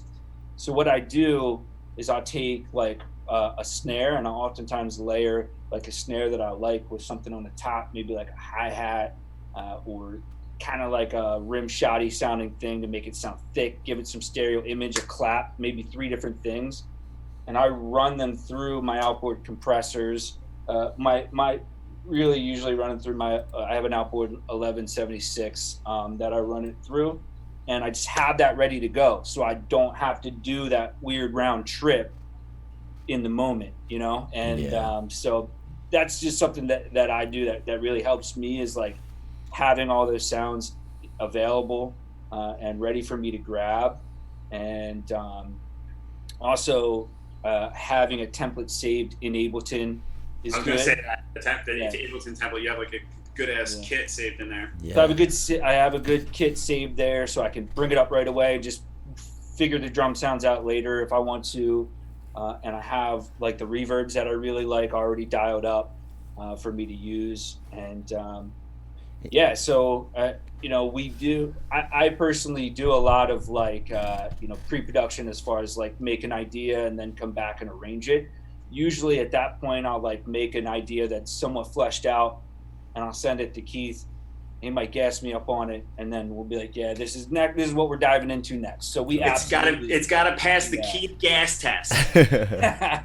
If it doesn't, I say, get that shit the fuck out of here. Get back to work. No, I'm just kidding. Hey, you need someone in your life like that, Just, hey, you've been listening to this loop a little too long. That's all right? Larry for you, right? Larry's that way for you. Larry calls y'all and says, I don't trust his ear. Laser fart for fucking 8 hours. I don't trust his ear, though. No. Anything he says, we do the opposite. So if he likes it, it's out. All my stocks that I've invested because of Larry, they flopped. All right? You gonna do the right thing? All right, you're gonna do the right thing. Dude, that was like, we said that in the studio literally for months after you dropped that video. We said that shit in the studio. You gonna do the right thing? Are you gonna do the right thing? Yo, I mean, I guess the scene is Amazing. doing the right thing right now, huh? Yeah. The scene is weeding out the bad people, huh? It's weeding out some weirdos. Yeah. Please, God, just Noah, flood. Get the fuck out of here, for real though. For real. I think it's happening. It's about the music. It's about Yeah. the safe space that we create. I think that's what it is. Not having the shows, people are not like, they're not like hypnotized by the hype anymore. It's just like, all right, we need the Some music. of them are just self-canceled. Like J.K. Rowling self-canceled. Like Oh, nobody, yeah. no one. And J.K. Rowling. All right, here's why I'm stupid. Fucking on. Anyway. Let's pause. And keep No. going. I mean, hey, dude, that's real shit, bro. I mean, I was gonna do a Harry Potter Sunday brunch set, but I think we gotta ixnay on that for a little bit. Yeah. Cause come on. What are you doing, lady? What are you doing? You're not doing the right thing. You're not doing the right thing. But So what's up with the Discord? Where are the beats? Exactly. Where are the slappers at? Hey, I was just gonna say, you guys want to get into some tunes right now? We've been talking, a little, catching Yeah. up, nice little bit. Let's see what the Girth Gang has in store for us. 5-star says he's got to go early, so maybe we'll just start off with. Oh no, was it 5-star? Somebody 5-star, and I don't think the first person who submitted a track is here right now. I just checked in chat, but hey, we'll get back to it if they are. So Sky Sweet, if you're here, let me know. I think someone gifted me a sub. Is that come up and said you're now subscribed to Brightside? Is that a thing? Oh yes, sir. I don't know how Wax Twitch works. Future Keith, Carl. Thank you, whoever gifted that. Thank you. Big shout out to Carl. I'm Big gonna Carl. be in your chat all the time now. No, that's, Well, we got to get you back on here too, man. Just to bullshit. Keep having some episodes of this. Who knows where the this has conversations been will go. Awesome. Now that we have all the like history out, we can just get to yelling at each other really fucking loud for an hour and a half. Just like those good old Sunrise sets, Yeah.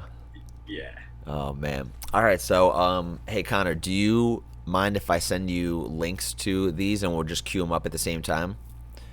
Because that's good. we tried to screen share and for some reason it just gets rid of all of like your guys' cameras, so they wouldn't be able to see you. But I'll just send this in the Facebook chat that Keith started. Yeah. Okay. So let's start off with this 5-star because I think he said he got to go. Oh no, it's Thick Boy Wubbs. It was Thick Boy who's got to go. So let's start off with this Thick Boy. So you sent it to the Facebook chat? Yes, I'm gonna send it right now. There we go. There's the first one. Boom. Bow, bow, bow. Okay, we're hitting. Are we listening? So let's make sure we press play at the same time. Yes, sir. I'm putting us in the studio right now. There we are. Here we go. Are we pressing play? Me too. All right.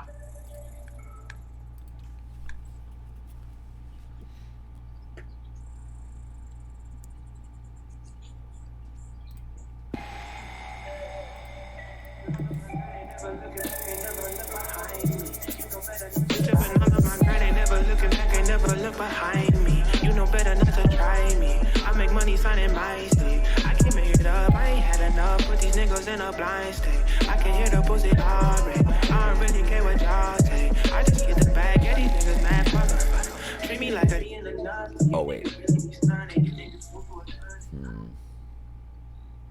Okay. That fuck it. Hey, I just think it's sad. You niggas being a nut. You niggas really be stunning. You niggas Yo, Keith, we can't play from the same SoundCloud account at the same time, bro. Y'all don't be shooting nothing. All you bitches be capping. Y'all you be on the captain. I ain't gonna be on the captain. I ain't gonna trip on no rapping. I just gon' get to this money. Is somebody playing out of their speakers? Yep. That's me, my bad. Okay. You mind just muting yourself then, maybe, if we do this during the speakers? I'm Are just good. hit it up on my other machine here. Okay. Because I was getting an echo. I was thinking it was me or something, but no. Okay. All right. Because I don't know how to mute on Skype yet, or Zoom, whatever we're using. But thank you. Here we go. Thick boy.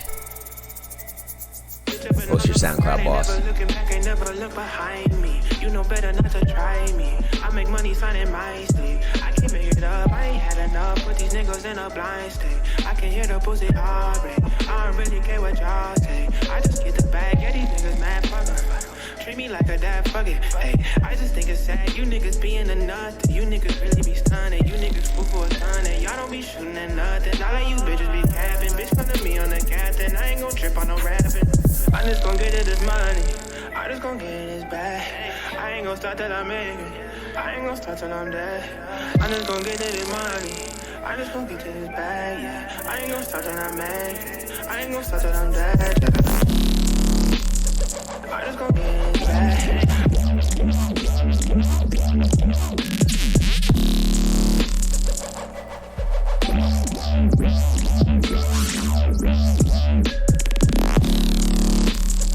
I just gon' get it back.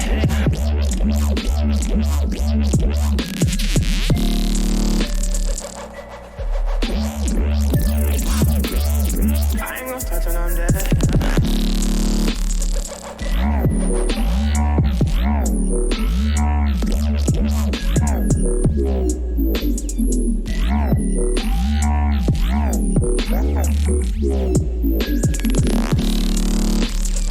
I just gon' get it back.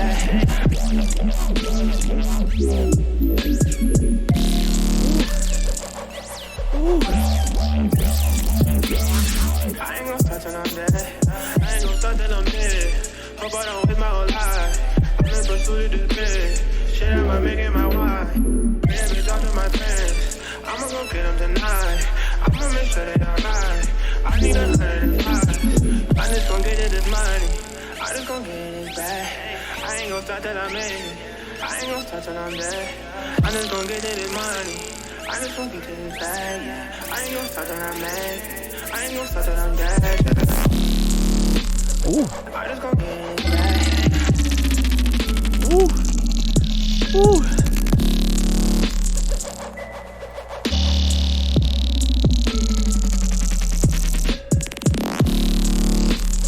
I just gon' get it back.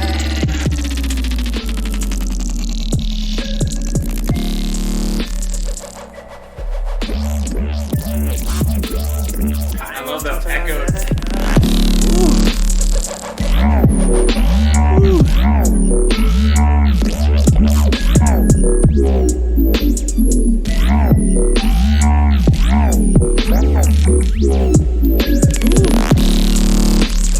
I just gon' get it back.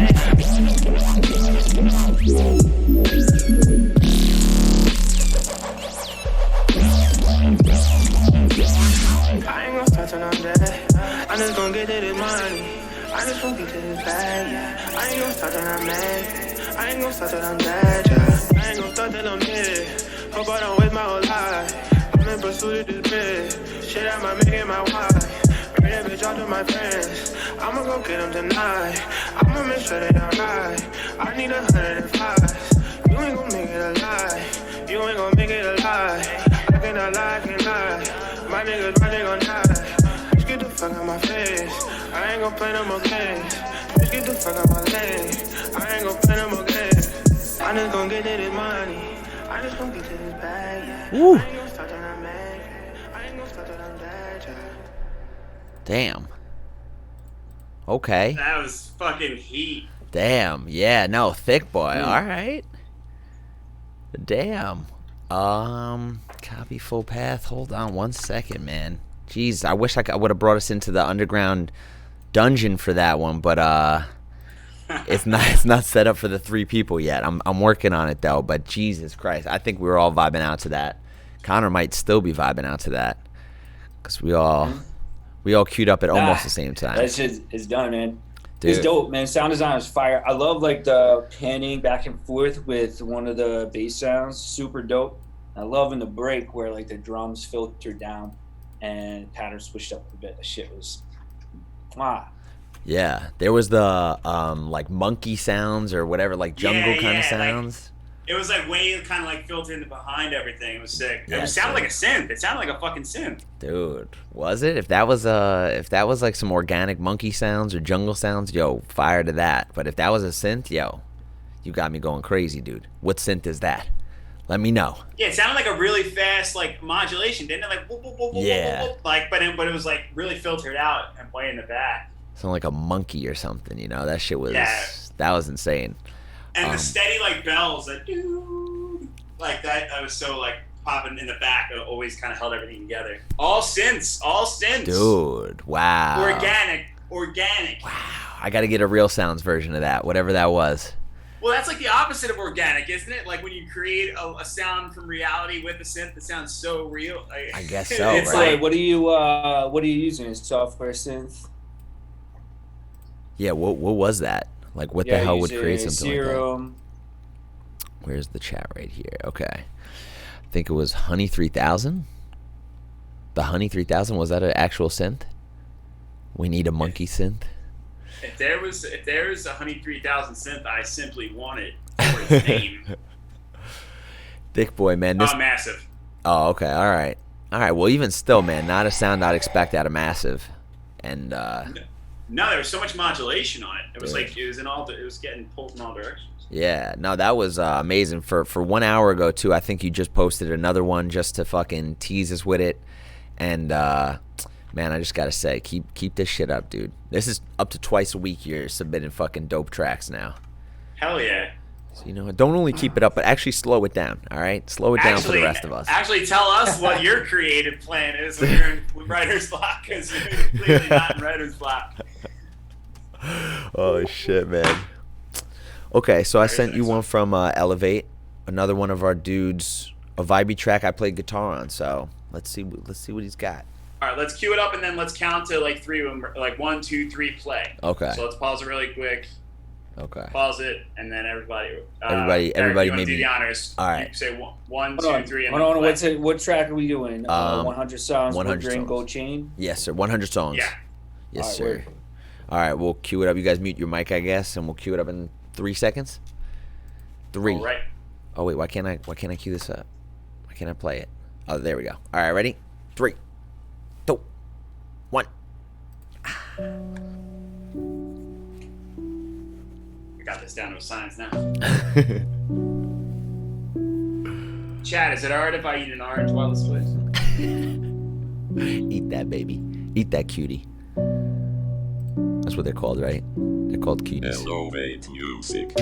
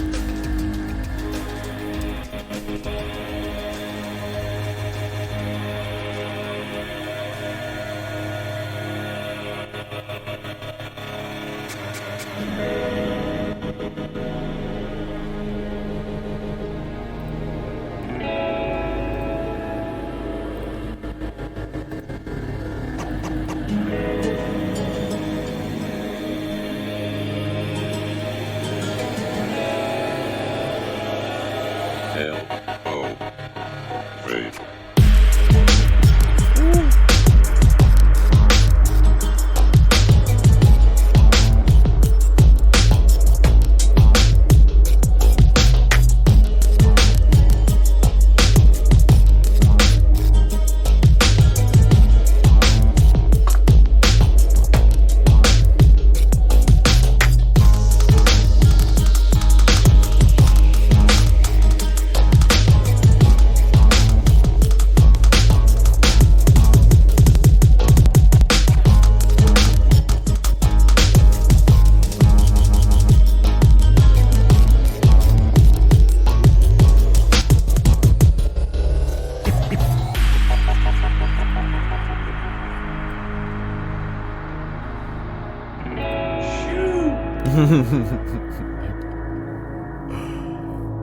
Damn.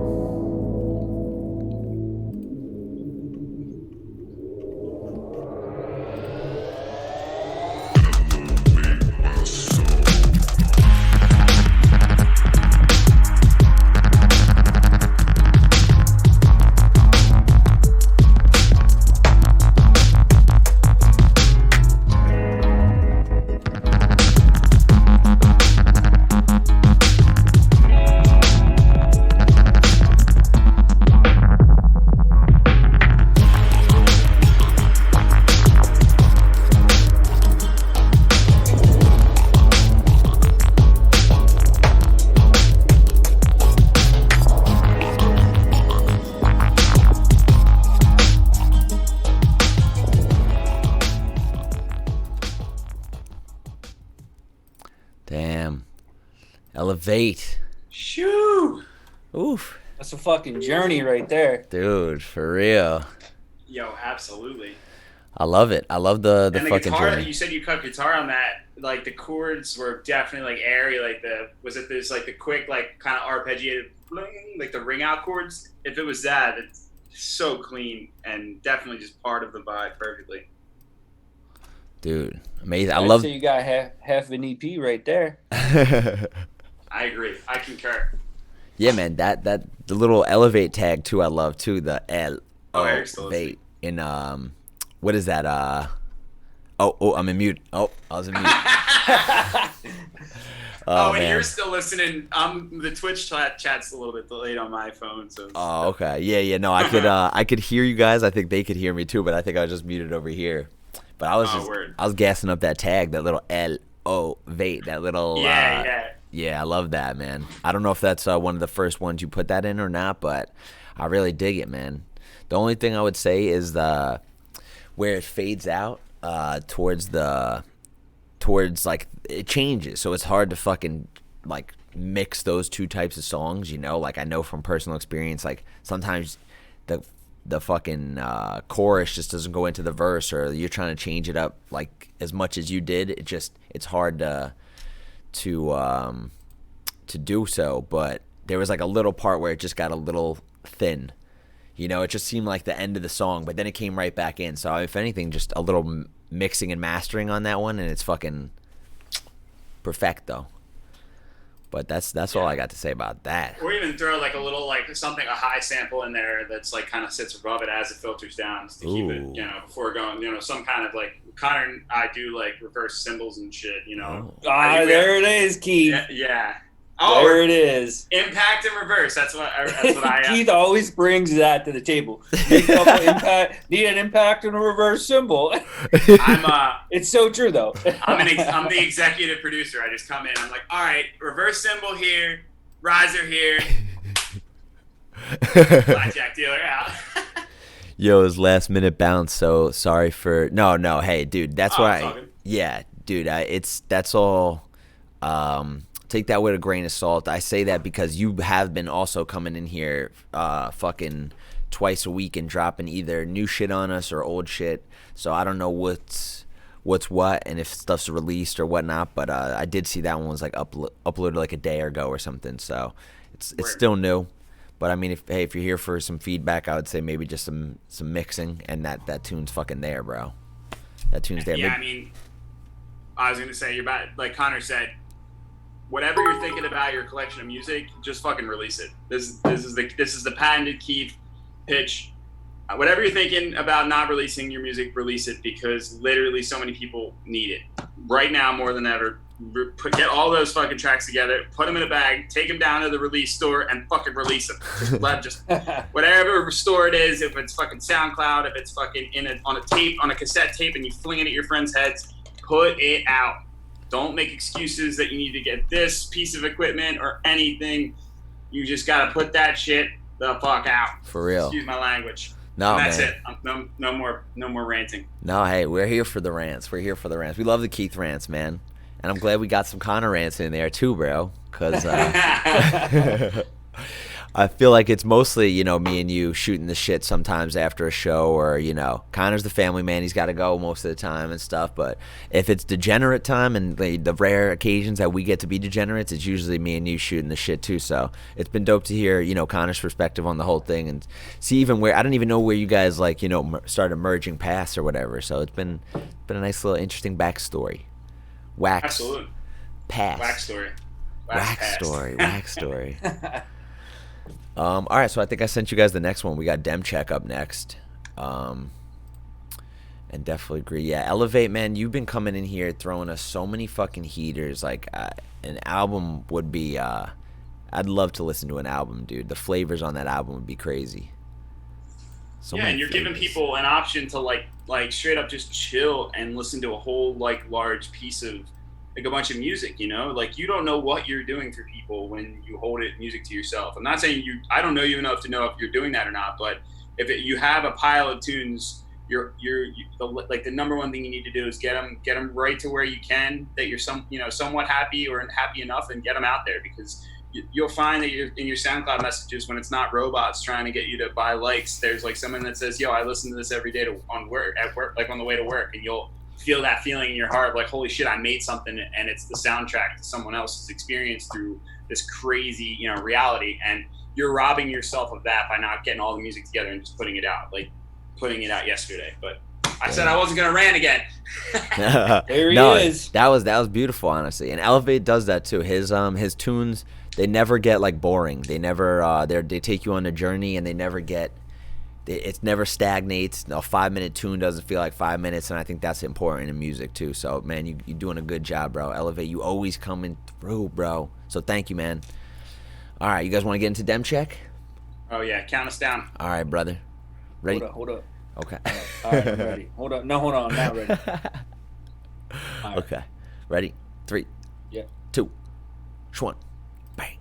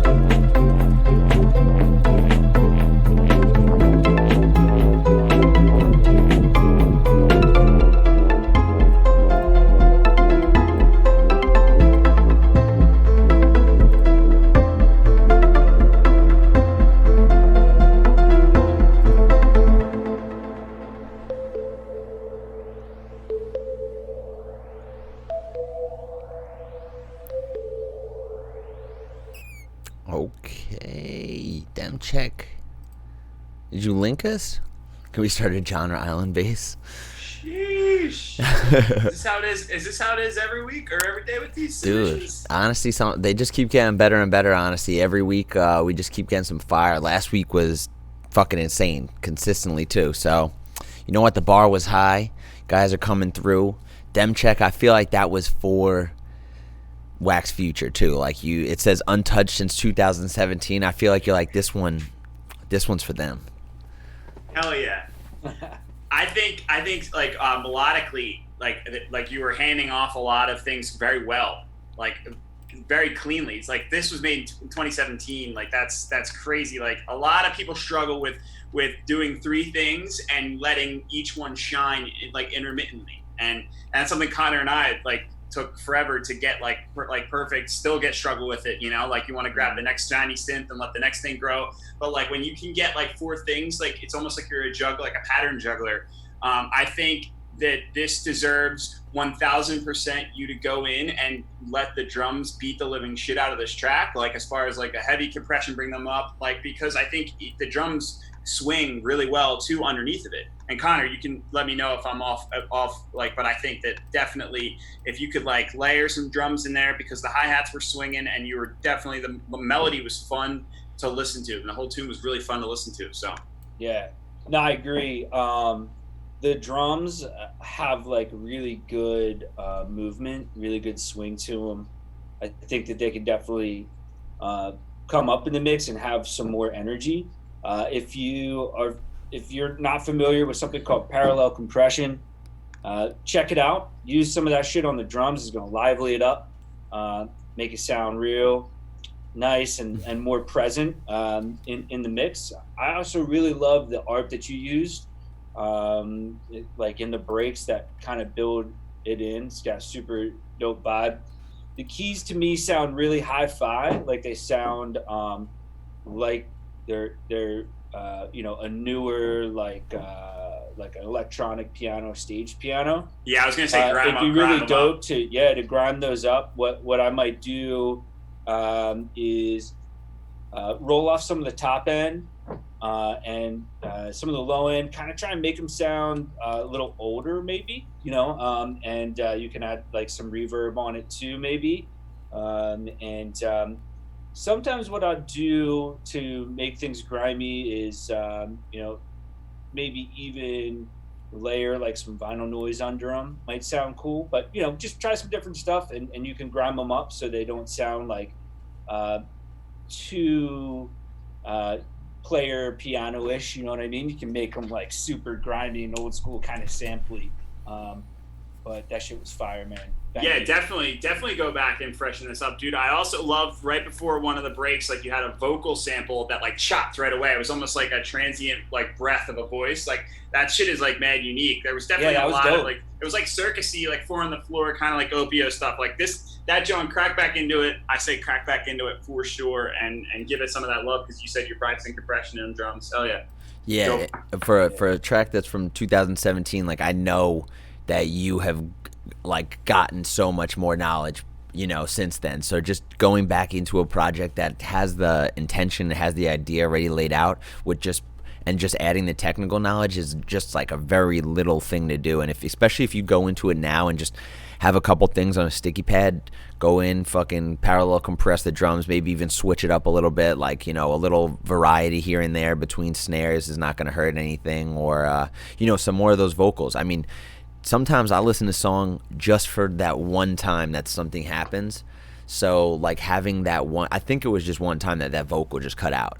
I think it was just that one part of the song. So, it could be good that you just have it there, but if you need some more, variety, maybe sprinkle that throughout the mix too, or just take the same MIDI, if it's in MIDI still, and just change up that bass too at the end. There's like a couple parts where it just gets to like a quarter note or something. And maybe you could just benefit from like slowly even grinding up that too. Use the same effects that you're using on the piano, because some effects on stock plugins just to make it the world of difference. Just one or two effects.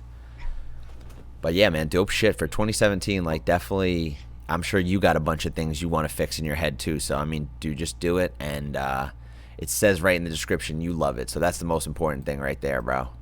Crack it back open. Crack it back. You heard him. So, okay, we got 5-star. I'm going to send this over to you guys right now. Based by 5-star. He's a gangster. Every freaking week he's coming through with some shit, too. Right out of New Orleans. Nolans.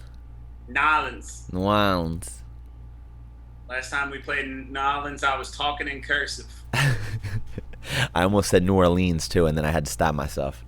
New Orleans. You don't pronounce that, right? New Orleans? You got Nolans. Nolans. All right, yo, you want to cue this baby up? All right. Oh, yeah, you count us down. 3, 2, 1.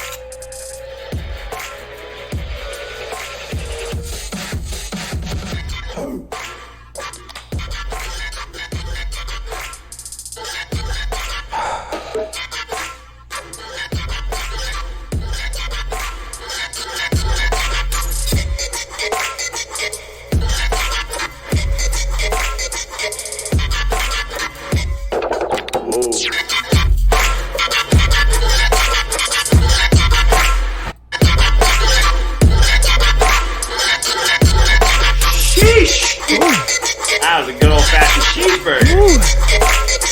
Quickie, too. That fill is fire too. Oof. Yeah, what? It's that Flume Sprite snare. Yeah, dude, like, It's like McDonald's Sprite. Whatever that dude said. it just hits. It just hits you. That didn't even give us enough time to get to the freaking, the proper throwdown overlay, man. It was such a blue balls, bro, but thank you, honestly, because you're coming in here steady with something every weekend. And one, I think last week on Wednesday you had something like this, a 1-minute bar, and then on Friday you had the fucking full fleshed out idea too. So, bro, good shit, bro. This is that was insane. What the fuck was that lead synth too? What? It's like a rhythm synth.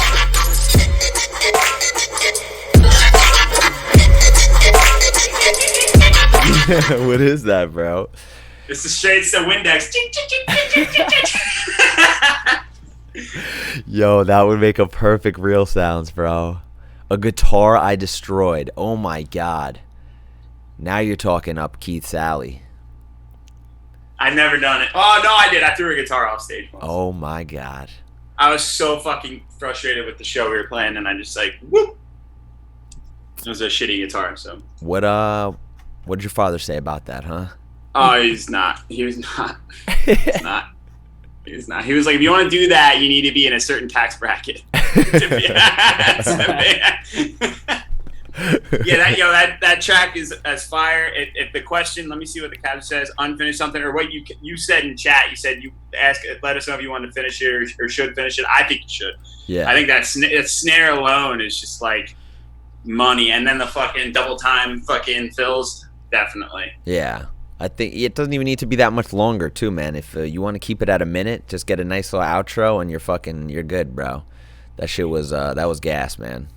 Yeah, like Flume was doing that shit. There's that one song he has, like ECDC or whatever. Flume does, and it's like a minute and a half. It doesn't have to be a magnum opus to fucking break somebody's neck. Magnum opus, nah. Minutes good. Minutes right around our attention span too. But all right, we got Dylan Kells. Is that DJ Kells over here? We got 1, 2, 3. Wait, 2 more actually. After this one, 2 more. If that's cool with you guys. Right. Yeah, definitely. All right, you guys have been awesome. Fucking F's in chat for Wax Future, guys. They've been here with some great stories, great people, great music. Go give them a follow too. Oh wait, no.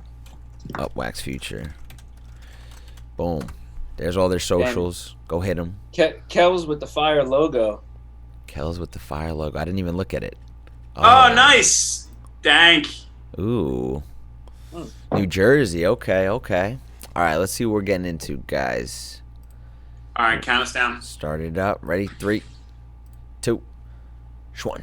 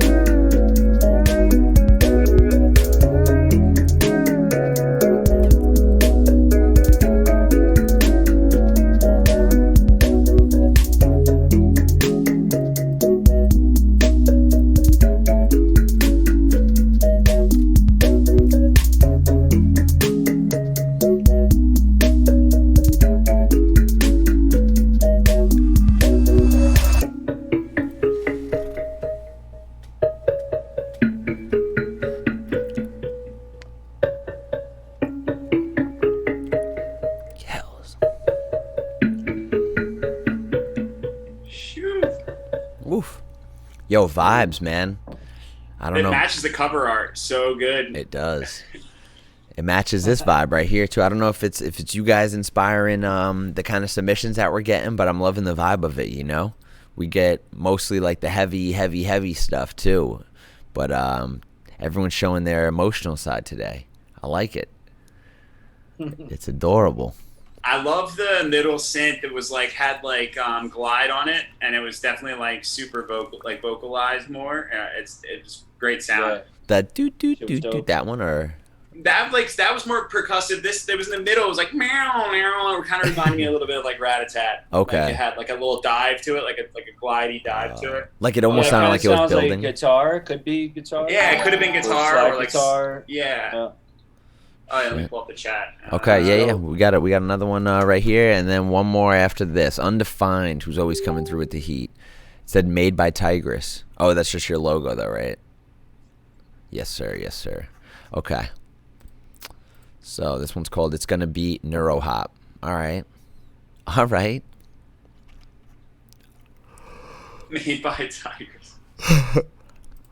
Your logo was made by Tigress or what? I like them fucking MS Paint sign.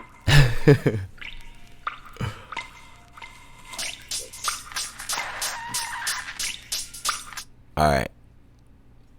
We're starting it, right? Countdown We're here. ready. Okay, ready? 3, 2, 1.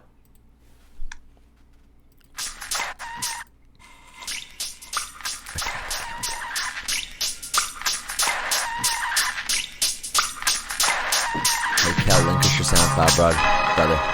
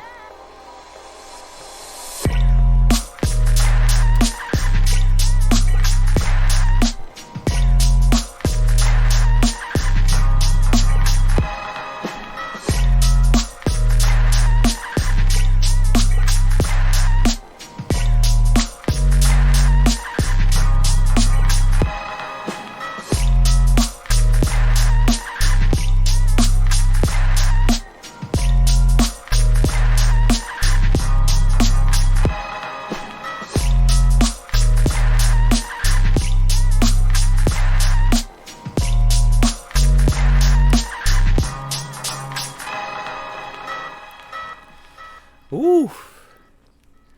My God. Undefined. Oof. Damn. That was a heater. That was a heater. It sounded like you said in chat that, or it looked like you said in chat that the MC is going to be on that. So definitely, there's a lot of space for an MC to go off. Yeah. And honestly, it didn't, like, it was one of those tunes that it didn't even need vocal accompaniment. Like, it would help, you know, of course, but that one, it just kept you bopping, you know, and the sub was so clean, everything was so well formed that it was honestly like a cursor track, like a slug wife track, honestly. Yeah, Undefined, great job. That joint was a head nod for sure. For real. Yeah, man, the mix was dialed in too. Yeah, that's a really great sub bass, dude. I don't know what you got it mixed at right now, or what you use to, if it's a mastered tune that you sent us or what. But dude, bravo for making it so clean, dude. It's fucking oof. It says old whip that's a little different than usual. Okay, all right. Well, fuck yeah, man. Fuck yeah, man. Undefined, dude. Always a fucking pleasure. You mind sending me that one? If you're cool with it being played out or whatever, maybe I could throw an acapella over it if it's asking for a MC until you find your dude. And what is that? Is that Pokemon? What is that sound right there? That you got it layered with the snare. I think it's like chew. I don't know. It's from a video game. I'll tell you that right now. Super Smash Brothers or Link or something. Ringing any bells with you guys? Maybe not. I'm not hearing it. Where the origins. I'm usually good for that shit, picking it out of the pile of sound. Oh, Super Smash Bros. Pause. Oh, wow. It's the pause button. I love that shit. Oh, you got it? You're right. I guess so, man. Super Smash Bros. Pause. Oof. Dude. Good fucking choice, man. Nostalgia, you know? You don't need wax for the nostalgia, too. It could be stuff like that, like little samples from video games that we all grew up on. Oh, yeah. So, yeah, I think we're up to our last one. Galati, Mr. Galati, dude. Thank you for always holding it down as well. We got our steadies. Here holding it down. Okay. Count it on down. All right, guys. Ready? 3, 2, 1.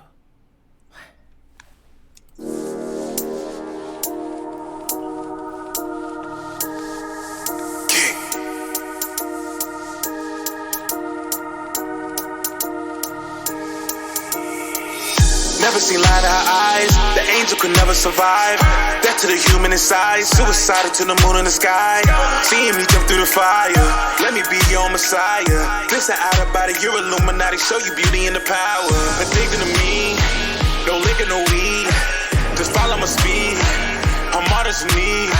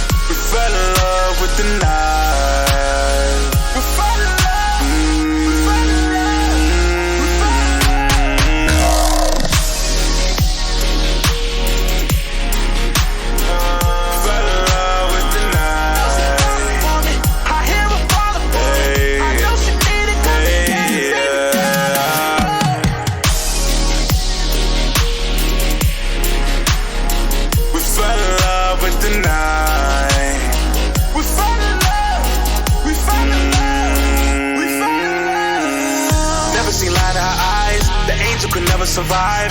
Death to the human inside. Suicidal to the moon in the sky. Seeing me jump through the fire. Let me be your messiah. Glisten out about it, you're Illuminati. Show you beauty and the power. Addicted to me. No liquor, no weed. Just follow my speed. I'm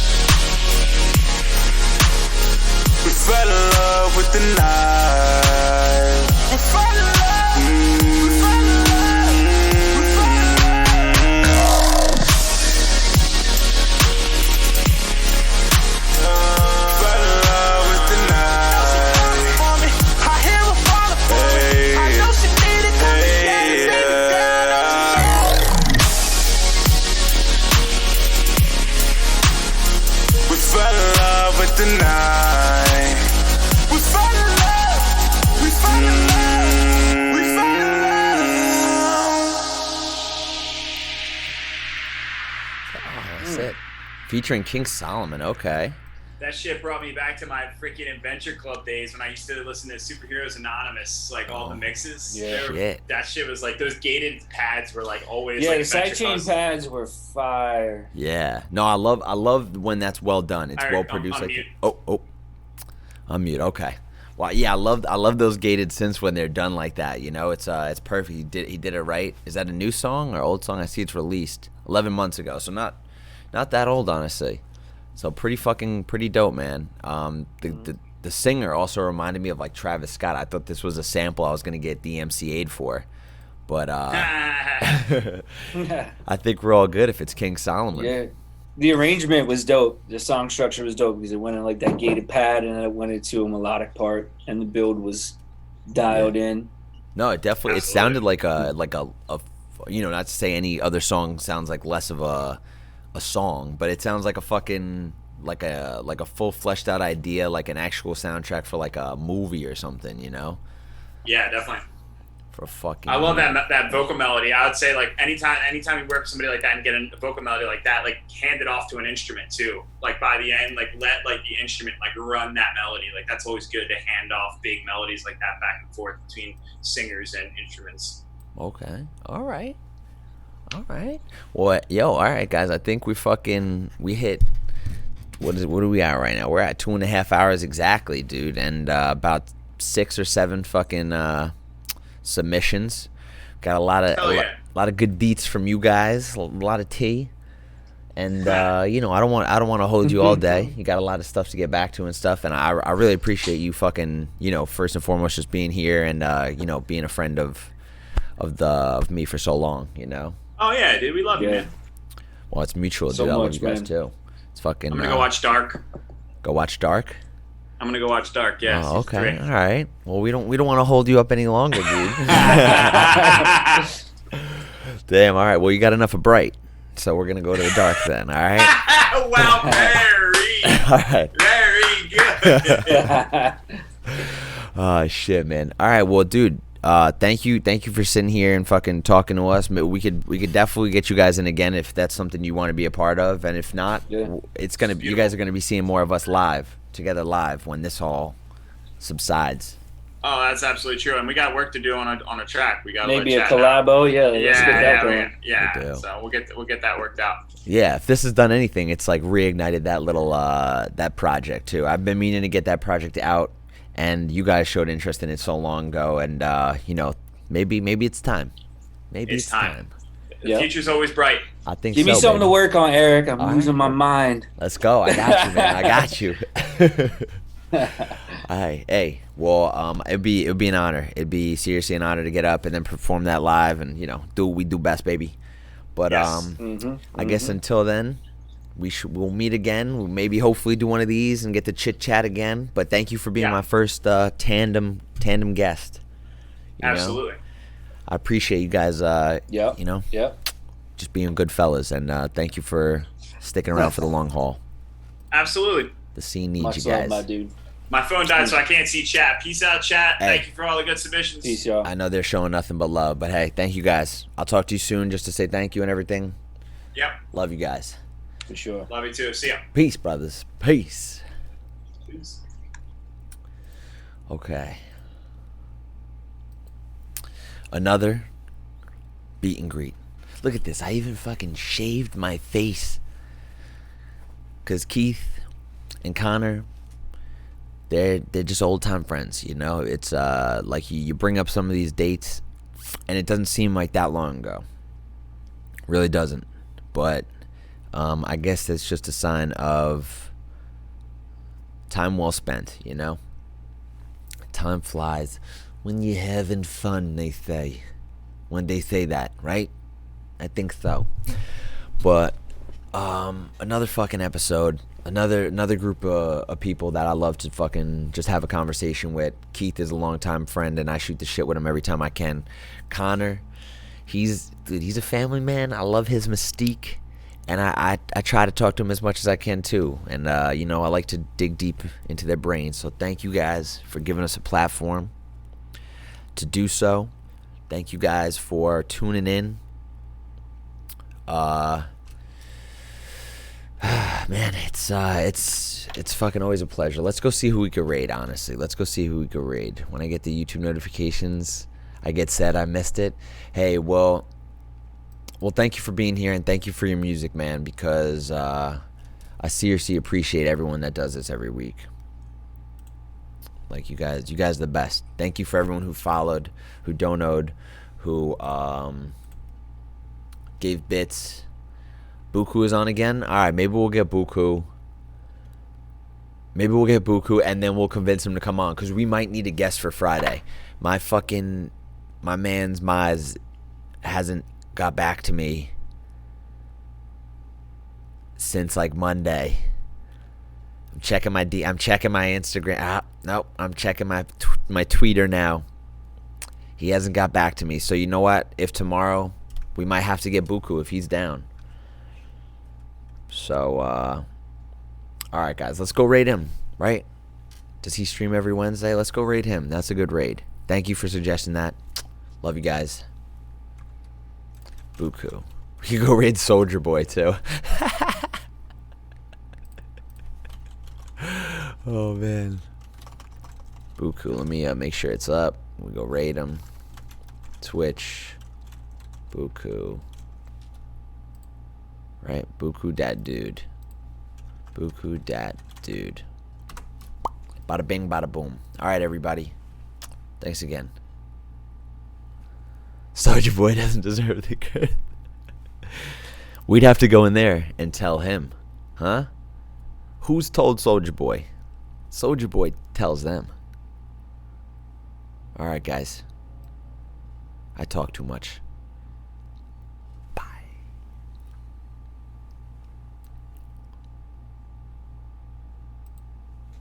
Motherfucking Robert B, ladies and gentlemen.